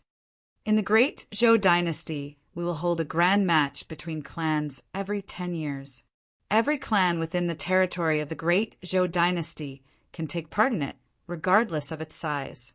The 5 main clans have ranked the top 10 in terms of movement techniques, elixir refinement, weapon refinement, and creating talismans." Su Zimo narrowed his eyes, seemingly pondering about something. Since True Fire Sect and Iridescent Cloud's Palace were on close terms, Su Zimo would never join them. As for joining Azure Frost Sect, Su Zimo wanted to give this opportunity to Su Hong and Su Xiaoning. As to who would join the sect, it was entirely up to their destiny. That left Su Zimo with only Southern Mountains Clan and Ethereal Peak. Su Zimo asked again, "Among the 5 main clans, which is closest to the country of Yen?" Ji Yaoshua took out a map made from animal skin out of her storage bag. She took a closer look before saying, "The closest is Ethereal Peak." Su Zimo nodded, not saying any more. "Zimo, why do you ask all these?" "Hurry! You should check your spirit root." Ji Yaoshua urged him once again. Su Zimo smiled lightly. "Some cultivator had checked for me and said that I don't have a spirit root, so I won't do the testing." "Ah." Ji Yaoshua could not hide her disappointment, but she wanted to give it another try, and so she tried persuading him again. Perhaps the person had seen it wrongly. "You should check it again." Su Zimo said in a low voice, "Yaoshua, this is a good chance. I have 2 closest kins, and I would like for them to give it a try, to see whether they have a chance to join Azure Frost Sect." "This is good as well." Ji Yaoshua hesitated slightly before she agreed. Su Zimo stood up to thank her, and he came out with Su Hong and Su Xiaoning, explaining to them briefly how the testing spirit stone worked and telling them to give it a try. Su Hong waved his hands, shaking his head. "I don't need to try. Even if I have spirit root, I won't take the cultivation path. Among the 3 of us, one has to inherit our father's legacy and continue with his work. Xiaoning, you can go ahead to test it." Su Xiaoning was hesitant. She seemed afraid, looking toward Su Zimo for help. Su Zimo smiled, holding his sister's little hand to the round table, as he spoke in a tender tone. "Don't be afraid. All you have to do is to hold on to this stone." Su Xiaoning nodded, still feeling worried, but she seemed to have made up her mind. She went forward to grab hold of the testing spirit stone. At the moment when Su Xiaoning held the testing spirit stone, 5 rays of light in different colors shot out from the testing spirit stone. This was the first time that Su Xiaoning saw something like this. She had a shock, and she threw the stone away automatically. The 5 different rays of light represented the 5 elements, metal, wood, water, fire, and earth. It was the pseudo-spirit root, the worst spirit root among all. Su Zimo rejoiced greatly in his heart. In any case, this meant that Su Xiaoning had a spirit root and she could join one of the 5 main clans, Azure Frost Sect. In fact, even without his relationship with Ji Yaoxue, Su Zimo was able to join Azure Frost Sect with the spirit root that Dai Yu planted for him. However, Su Zimo could vaguely sense something amiss and wanted to try to keep a distance between he and Ji Yaoxue. What was Ji Yaoxue's identity? She was the 3rd princess of the great Zhou dynasty. She was of noble birth.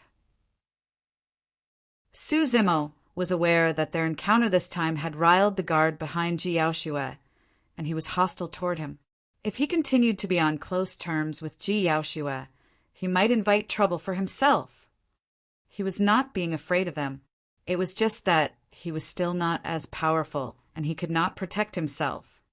But Su Xiaoning was different. She was after all a female, and she would not invite the hostility of others. Indeed, after witnessing the scene, there was a flash of delight in Dai Su, the golden-armored leader's eyes. He let out a sigh of relief, and he seemingly relaxed his guard. Su Zimo looked at Ji Yaoxue, his expression solemn as he spoke in a deep voice. "Since that is the case, please bring Xiaoning with you. She is timid, and she has not been to faraway places. Do take extra care of her during cultivation in Azure Frost Sect." "You can rest assured that I will definitely take good care of her," Ji Yaoxue said. "Brother, I don't wish to part with you or to leave Su family." Su Xiaoning curled her lips, tears welling in her eyes. She was on the brink of crying. Su Hong laughed and said, "It's good to cultivate. It is a golden opportunity. You must not miss the chance. Besides, when you are stronger, I will be asking you for help in the future." Su Xiaoning turned tears into smiles upon hearing Su Hong's teasing words. She nodded seriously. "I will work hard to cultivate and come back to help brother in the future. Go along to pack your things and say goodbye to Uncle Zhang and the rest." Su Hong left with Su Xiaoning to pack her things. There was a smile in Su Zimo's eyes as he watched them left. "Zimo, you," Ji Yaoxue wanted to say something, but held back her tongue. Su Zimo smiled, standing up to bow to her as he said, "I have to thank you for rendering help this time. It is because of you that the Su family have a place to stay and Xiaoning has a chance to join Azure Frost Sect. If you have anything to ask of me in the future, I will definitely agree to it." "Humph." Dai Su smirked. A hint of sarcasm flashed across his face. He curled his lips. "How dare you boast without shame? She is the 3rd princess of the great Zhou dynasty. How will she ever need your help?" Su Zimo smiled lightly, not rebutting his words. Nobody would have imagined that the promise that Su Zimo gave right now would carry a lot of weight in the future. Chapter 56, Waiting for Someone. Chapter 56, Waiting for Someone. Next day morning. The Su family and many foundation establishment cultivators stood on the long street of Pingyang Town, bidding their farewell. In the middle of the long street, one man and one lady stood facing each other. The man was dressed in a green robe, clean and plain, with a handsome appearance, while the lady wore a long pale yellow dress that reached the ground. Her black hair cascaded down her back. Her complexion was flawless. There was a touch of melancholy in her sparkling eyes. "Zimo, are you really not leaving with me? Even if you can't join Azure Frost Sect, given your capabilities, you will have great achievements at Great Zhou," Ji Yaoxue said softly. "No." Su Zimo smiled. "I am used to leading an unbridled life. I am unaccustomed to the rules and regulations of the palace. Zimo, are you interested in joining the Ethereal Peak?" Ji Yaoxue was smart. She could vaguely sense that Su Zimo was deliberately keeping a distance from her. There was surprise in Su Zimo's eyes, but he did not respond. Ji Yaoxue continued, "It is more difficult to join Ethereal Peak than other clans. There are many tests to pass. The testing of the spirit root is only one of them. I heard that many high-level chi refinement warriors could not join the ethereal peak. Su Zimo sighed in his heart at the look of concern in Ji Yaoshue's eyes. He knew that Ji Yaoshue was being genuinely good to him. Perhaps it was to return his kindness or for some other reason. But no matter what, he could not leave with Ji Yaoshue. Although Dai Su had concealed his intentions well, he could not hide from Su Zimo's spirit perception. The man had murderous intent toward him. It was all right if it was Dai Su who wanted to kill him. However, if it was the Emperor of Great Zhou who wanted him dead, this was bad news to Su Zimo as well as the Su family. The imperial edict might seem like a reward, however, the Emperor was giving them a warning as well. Since the Emperor of Great Zhou could crown Su Hong as king, he could easily annihilate the Su family as well. The Emperor's power was vast and mighty, and one could not predict his next movement or intention.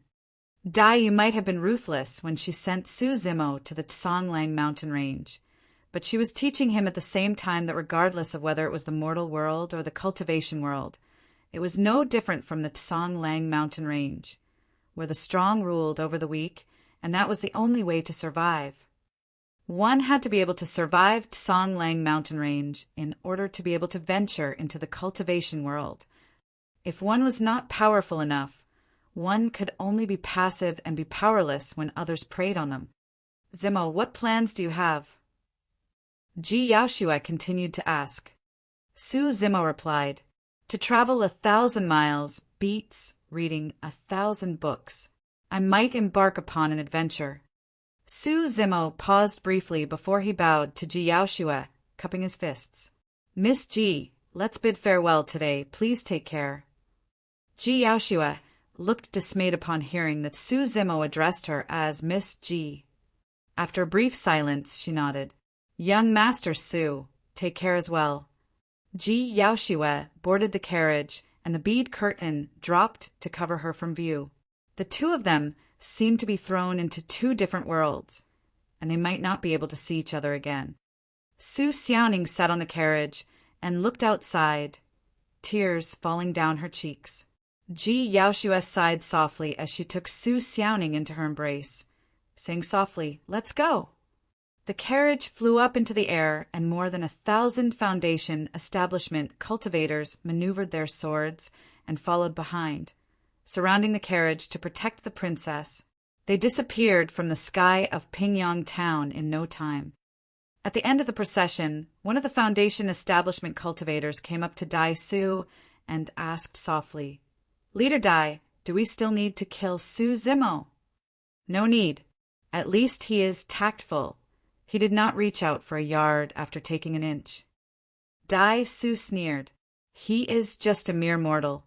He is but a frog in a well. Just let nature run its own course. In the carriage, Su Xiaoning seemed to be overly upset. She collapsed in Ji Yaoshue's embrace and fell into a deep sleep. The tears at the corner of her eyes were still evident. Ji Yaoshue gazed at the bead curtain, looking forlorn.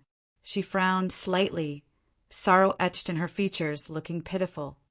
Princess, don't be sad over that man. It's not worth it, Dai Su said softly outside the carriage. Ji Yaoshue did not seem to have heard him. Dai Su continued, Princess, you are of noble birth, and you are from the royal family. He is just a nobody. He is not worthy of you. Ji Yaoshue frowned. She checked on Su Xiaoning, who was deep asleep in her embrace, before she turned her head and said softly, If he is a nobody, then what about you? You don't have to care about my business. You are not qualified. Ji Yaoshue was harsh, but she kept her volume down so as not to wake Su Xiaoning up. Princess, don't blame me for being meddlesome. You will definitely be a golden core in the future, and you'll have a lifespan of 500 years. While he is just a mortal and his lifespan is only about 100 years, it is not practical to choose him as your Dao partner. Dai Su continued. Ji Yaoshue's expression darkened, asking all of a sudden, Did my father say anything to you? No, nothing. Dai Su paused momentarily before he quickly denied. Ji Yaoshua clenched her fists in silence, saying in a cold voice, Dai Su, let me warn you, don't you dare to do anything to Su Zimo or the Su family. Dai Su's expression hardened, but he remained silent. After a brief silence, Ji Yaoshua sighed softly, feeling upset. 100 years will pass by in the blink of an eye. I am afraid that I will never have the chance to see him again. Upon hearing this, Dai Su breathed a sigh of relief, finally putting his heart at rest. Ji Yaoshua had finally realized that if she and Su Zimo were on close terms, it would not be helpful to Su Zimo. Instead, it would bring disaster to him. Ji Yaoshua looked forlorn. She did not notice that Su Xiaoning, who was in her embrace, batted her eyelashes, but did not open her eyes. Pingyang Town. Su Hong and others were about to return to the capital with the army of the country of Yan. Zimo, why don't you stay in the capital with me for a period of time? Now that Su Hong was going to the capital, he would not be returning to Pingyang Town any time soon. He was worried at leaving Su Zimo behind by himself. Brother, you should go now. I will stay in Pingyang Town for a while before I embark upon an adventure. You don't have to worry about me, Su Zimo said. Su Hong frowned. There is no one at the Su family's residence, and we don't have any acquaintances in Pingyang Town. You are by yourself. I am not alone. Su Zimo smiled. Su Hong was surprised. Su Zimo did not explain. Instead, he gave Su Hong a pound on the chest, smiling. You should hurry to the capital now. There is no need to worry about me. If there's a chance, I will go to the capital to visit all of you. All right, we will leave now. Su Hong mounted the horse and nodded toward Su Zimo, under the protection of the country of Yan's army. Su Hong and the others of the Su family left for the capital, galloping away. The cold wind howled. Su Zimo walked on an empty long street amidst the wind and snow, looking lonely and desolate from the back. Xiaoning had left, so had Su Hong. Everyone seemed to have left him within a day. When Su Zimo reached his own mansion and he pushed the door open, the wind and snow seemed to have stopped and he could feel a sense of warmth rushing toward him. There seemed to be a lady in a bloody red robe standing under the peach blossom tree. It seemed real and yet ethereal as she turned to smile at him. Su Zimo was not alone, and he did not feel lonely. When he came back to his mansion, it was as if Dai was by his side, watching him cultivate as usual, kicking and beating him occasionally. Su Zimo smiled and closed the door. Su Zimo had no intention of leaving Pingyang Town right away. He was waiting.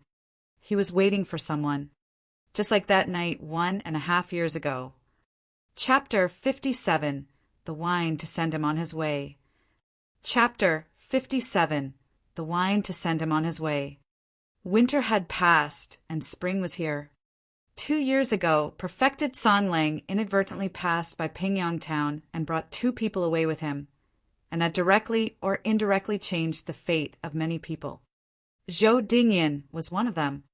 During the 2 years of cultivation in Iridescent Cloud's palace, Zhou Dingyan often thought to himself that without Perfected Songlang, he would still be at the prison in Pingyang Town, munching on the cold buns, drinking the icy water, trying hard to please the prison guards. But right now, Zhou Dingyan was a Qi refinement warrior. He was a disciple of Iridescent Cloud's palace. Although he was an outer sect disciple, whenever Zhou Dingyan went to the mortal world, he would be respected and envied by the surrounding mortals. He could decide the life and death of every mortal. Although he was an outer sect disciple, he wore the Taoist robe of Iridescent Cloud's palace. The cultivators from the small clans might have higher cultivation base, but they would show respect for him whenever they saw him. Zhou Dingyan enjoyed this feeling very much. However, that was not enough. Whenever Zhou Dingyan enjoyed the glory of being a Qi refinement warrior, a scene would flash through his mind automatically. There was no moon that night. He knelt in front of a green-robed scholar, tears on his face as he begged for mercy. This scene felt like a thorn that was stuck deeply in Zhou Dingyun's throat. It had become increasingly intolerable and uncomfortable over the past 2 years. The higher Zhou Dingyun's realm was, the more he could not forget the scene. No matter what achievements he had accomplished, it could not erase what happened that night, as well as the shame that the scholar brought him. After cultivation, Zhou Dingyun knew very well that, if he did not remove this thorn, it would become his mental demons in the future. The solution was simple. He would return to Pingyang town to kill the scholar and annihilate his entire family clan. And right now, the time had come. Zhou Dingyun had the earth spirit root. He managed to reach level 8 qi condensation within 2 years. His speed of cultivation was ranked the top few among other cultivators in his sect. Of course, Xun Mingqi, who joined the sect with him, had heaven's spirit root. She had reached perfected qi condensation and was only one step to breaking through foundation establishment realm. There is definitely no way to defeat senior martial sister Xin, but level 8 qi condensation is enough. I suppose there is no qi refinement warrior in the entire Pingyang town. Seeing that Pingyang town was right before him, Zhou Dingyun could feel his blood boiling. He could not help but laugh. In the eyes of the normal folks, there was nothing more proud and happy than a glorious homecoming. And right now, Zhou Dingyun had done even better than a glorious homecoming by coming back as a qi refinement warrior. Zhou Dingyun was here not only to annihilate the Su family, but also to make Su Zimo kneel in front of him and to torture him viciously, as well as to reduce the prison of Pingyang town to rubble, killing all the prison guards that used to humiliate him. By the way, Su Zimo's younger sister has good looks. I cannot kill her. Haha. Zhou Dingyun smiled with a lecherous grin. By the time Zhou Dingyun reached Pingyang town, it was already midnight.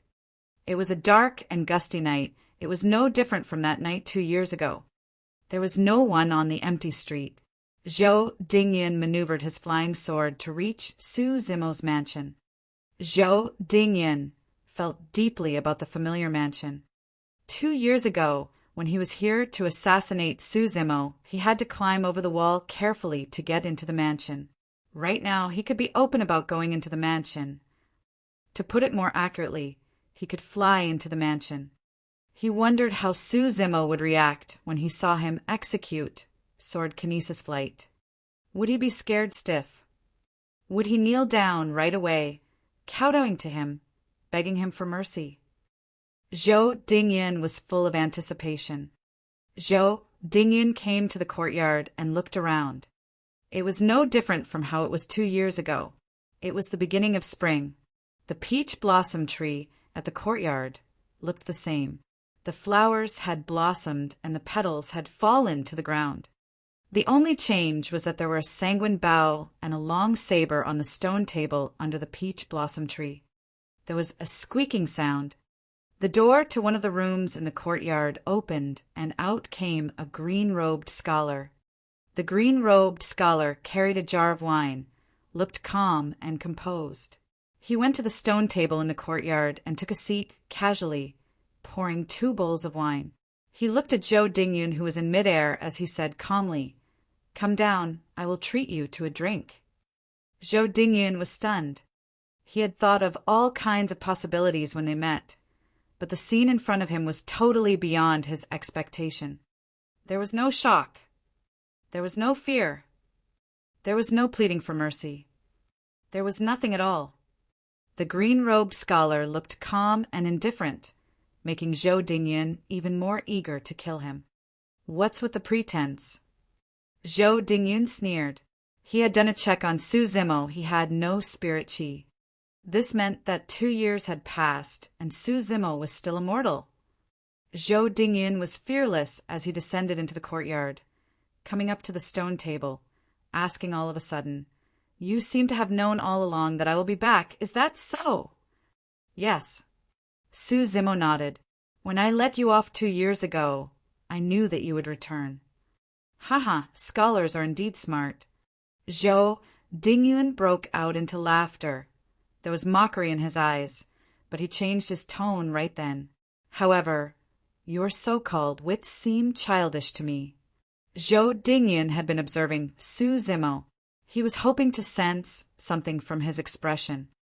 But Zhou Dingyun was disappointed. Su Zimo looked at him calmly. His eyes were clear, and there was not even the slightest bit of fluctuation in his mood. Zhou Dingyun smiled dryly. Fate is so amazing. No one would have imagined that the ruffian from Pingyang Town 2 years ago would become a Qi refinement warrior and underwent such huge changes. Oh, by the way, do you know what is a Qi refinement warrior? Zhou Dingyun looked at Su Zimo with provocation in his eyes. Su Zimo sighed softly with emotion as he nodded. Yes, the changes are tremendous. Do you know why I chose this time to come back? Zhou Dingyun asked with a raised eyebrow. Why? 2 years ago, right here at a night like this during the same season, it's the two of us as well, but Zhou Dingyun no longer hid his murderous intent in his eyes, as he said coldly, the outcome tonight will be vastly different from that night 2 years. Su Zimo smiled and suddenly pushed the wine bowl toward Zhou Dingyun. He nodded and said, take a drink. Zhou Dingyun was on alert. He could not understand why Su Zimo was so calm and composed. At the sight of the bowl of wine in front of him, a thought flashed in Zhou Dingyun's mind. He could not help but sneer. Second young Master Su, I suppose there is something about the wine. So this is what you are counting on. Hee. It's a pity that I have seen through it. Zhou Dingyun thought that Su Zimo had poisoned the wine and was in a hurry for him to drink the wine. There is nothing with the wine, but there is indeed something with the name of the wine. Su Zimo shook his head. What is it? Zhou Dingyun asked automatically. This the wine to send you on your way. Su Zimo raised his head to look at Zhou Dingyun, as he said calmly, after drinking this bowl of wine, I will send you on your way. Upon hearing this, Zhou Dingyun could feel the chills on his back. The glance that Su Zimo gave him reminded him of that night 2 years ago. Chapter 58. Pierced through the heart by countless arrows. Chapter 58. Pierced through the heart by countless arrows. Zhou Dingyun seemed to have gotten a big shock. He jumped up, retreated a few steps, reaching his palm toward the storage bag at his waist. He narrowed his eyes and looked solemn. Calm down, calm down. Zhou Dingyun assured himself. I am a level 8 Qi refinement warrior. I underwent a total transformation and am no longer the same person 2 years ago. I will never be frightened by a scholar. Su Zimo is a mere mortal. What could he count on? Aren't you going to drink? Su Zimo smiled, shaking his head. If you don't drink, you won't have the chance anymore. You are bluffing. Zhou Dingyun gave a loud shout.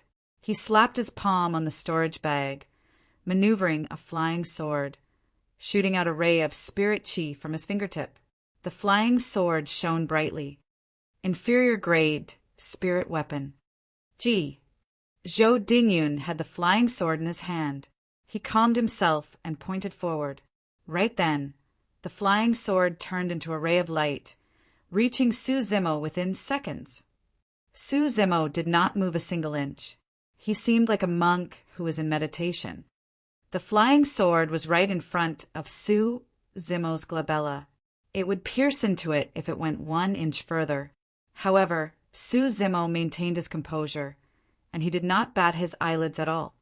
Zhou Dingyun thought that Su Zimo must be scared stiff. He could not help but grin hideously.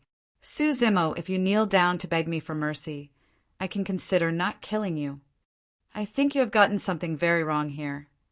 Su Zimo stretched out his palm, gently holding the flying sword in front of him as he said calmly, It is the same place, the same season, the same night, and the two of us, but there will not be too much of a difference in the outcome.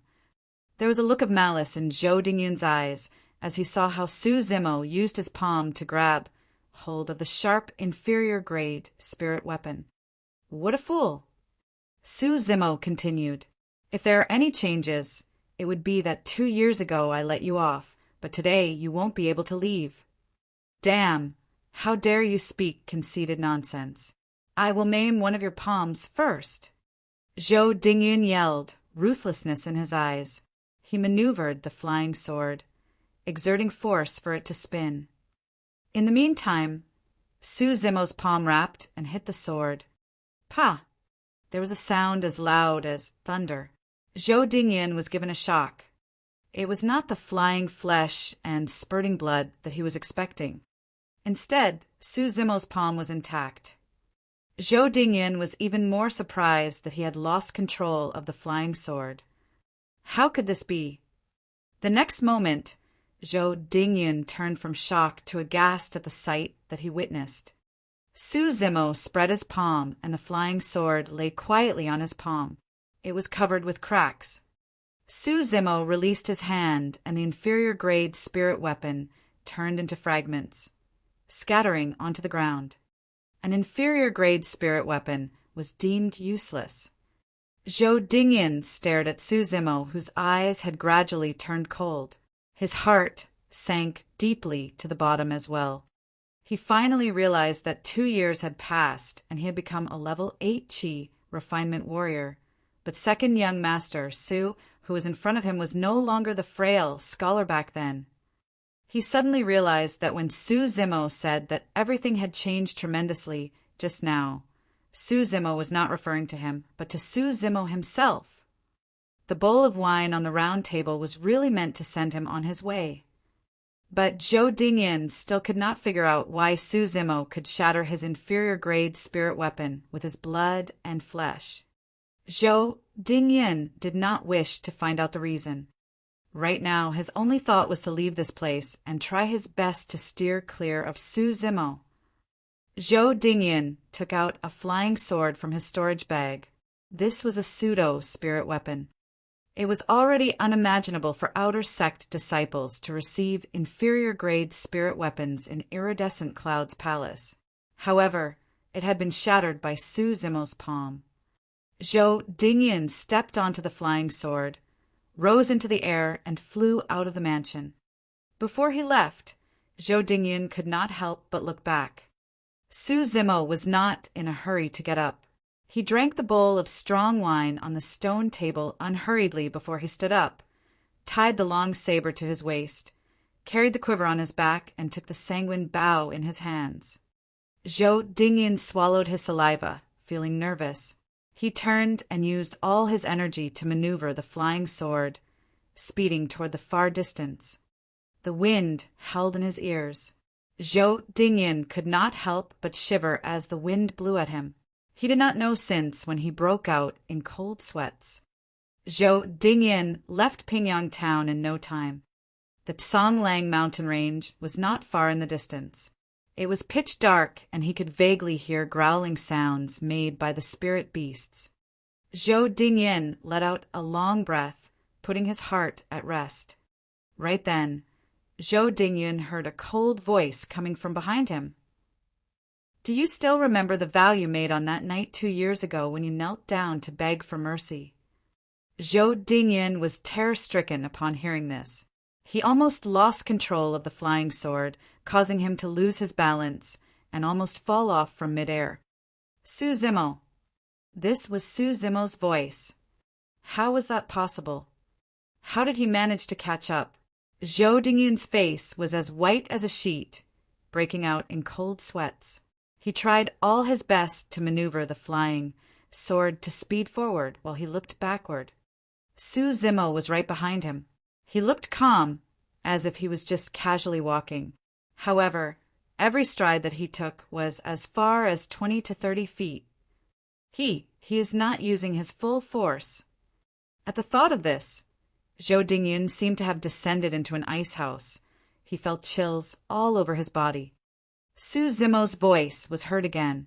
"On that night 2 years ago, you swore that even if you were lucky enough to join the immortal sect, you would never seek revenge on me. If not, you will suffer a painful death where countless of arrows pierce through your heart. Well, since that was the case, you will get what you wished for. Upon hearing this, Zhou Dingyun finally understood what the sanguine bow on the round table was meant for. Don't! Zhou Dingyun turned around quickly. He had just uttered a word, and he was shrouded by a black shadow in front of him. Hoo hoo hoo! Dozens of arrows pierced through the air one after another. Poof! Zhou Dingyun felt pain in his chest. It was as if he had lost something in his body. He felt weak all over, and he dropped from mid-air. Zhou Dingyun made a loud thumping sound as he flopped down onto the ground. He was covered with mud, and the ground that he lay on had turned blood-red. Zhou Dingyun lowered his head to look at his chest. It was a bloody mess. There was a bloody hollow as large as a bowl on his chest. His heart was pierced through and shot away by dozens of sharp arrows. Pierced through the heart by countless arrows. Everything seemed to be fated and predestined. There was a breeze in the air. Zhou Dingyun could see a corner of the fluttering green robe in front of him. Zhou Dingyun lay on the ground, looking up at Su Zimo, who stood in front of him. There was a strange smile on his face as he spoke, but his words were indistinct. I am iridescent clouds. Palace, since you killed me, you won't be able to escape. One day, perfected Songlang will come looking for you. Su Zimo squatted down and smiled. I will go look for him before that day comes. You will be the first to go. Perfected Songlang will be next in line. Upon hearing this, Zhou Dingyun's head dropped to his side as he took his last breath. Su Zimo pulled the storage bag from Zhou Dingyun's waist and kept it. He then grabbed his corpse, took a few steps forward before he threw it directly into Songlang mountain range. It would not take a day before Zhou Dingyun's corpse was devoured by the spirit beasts. This was getting rid of the corpse to destroy the evidence of one's crime. No one would know what happened tonight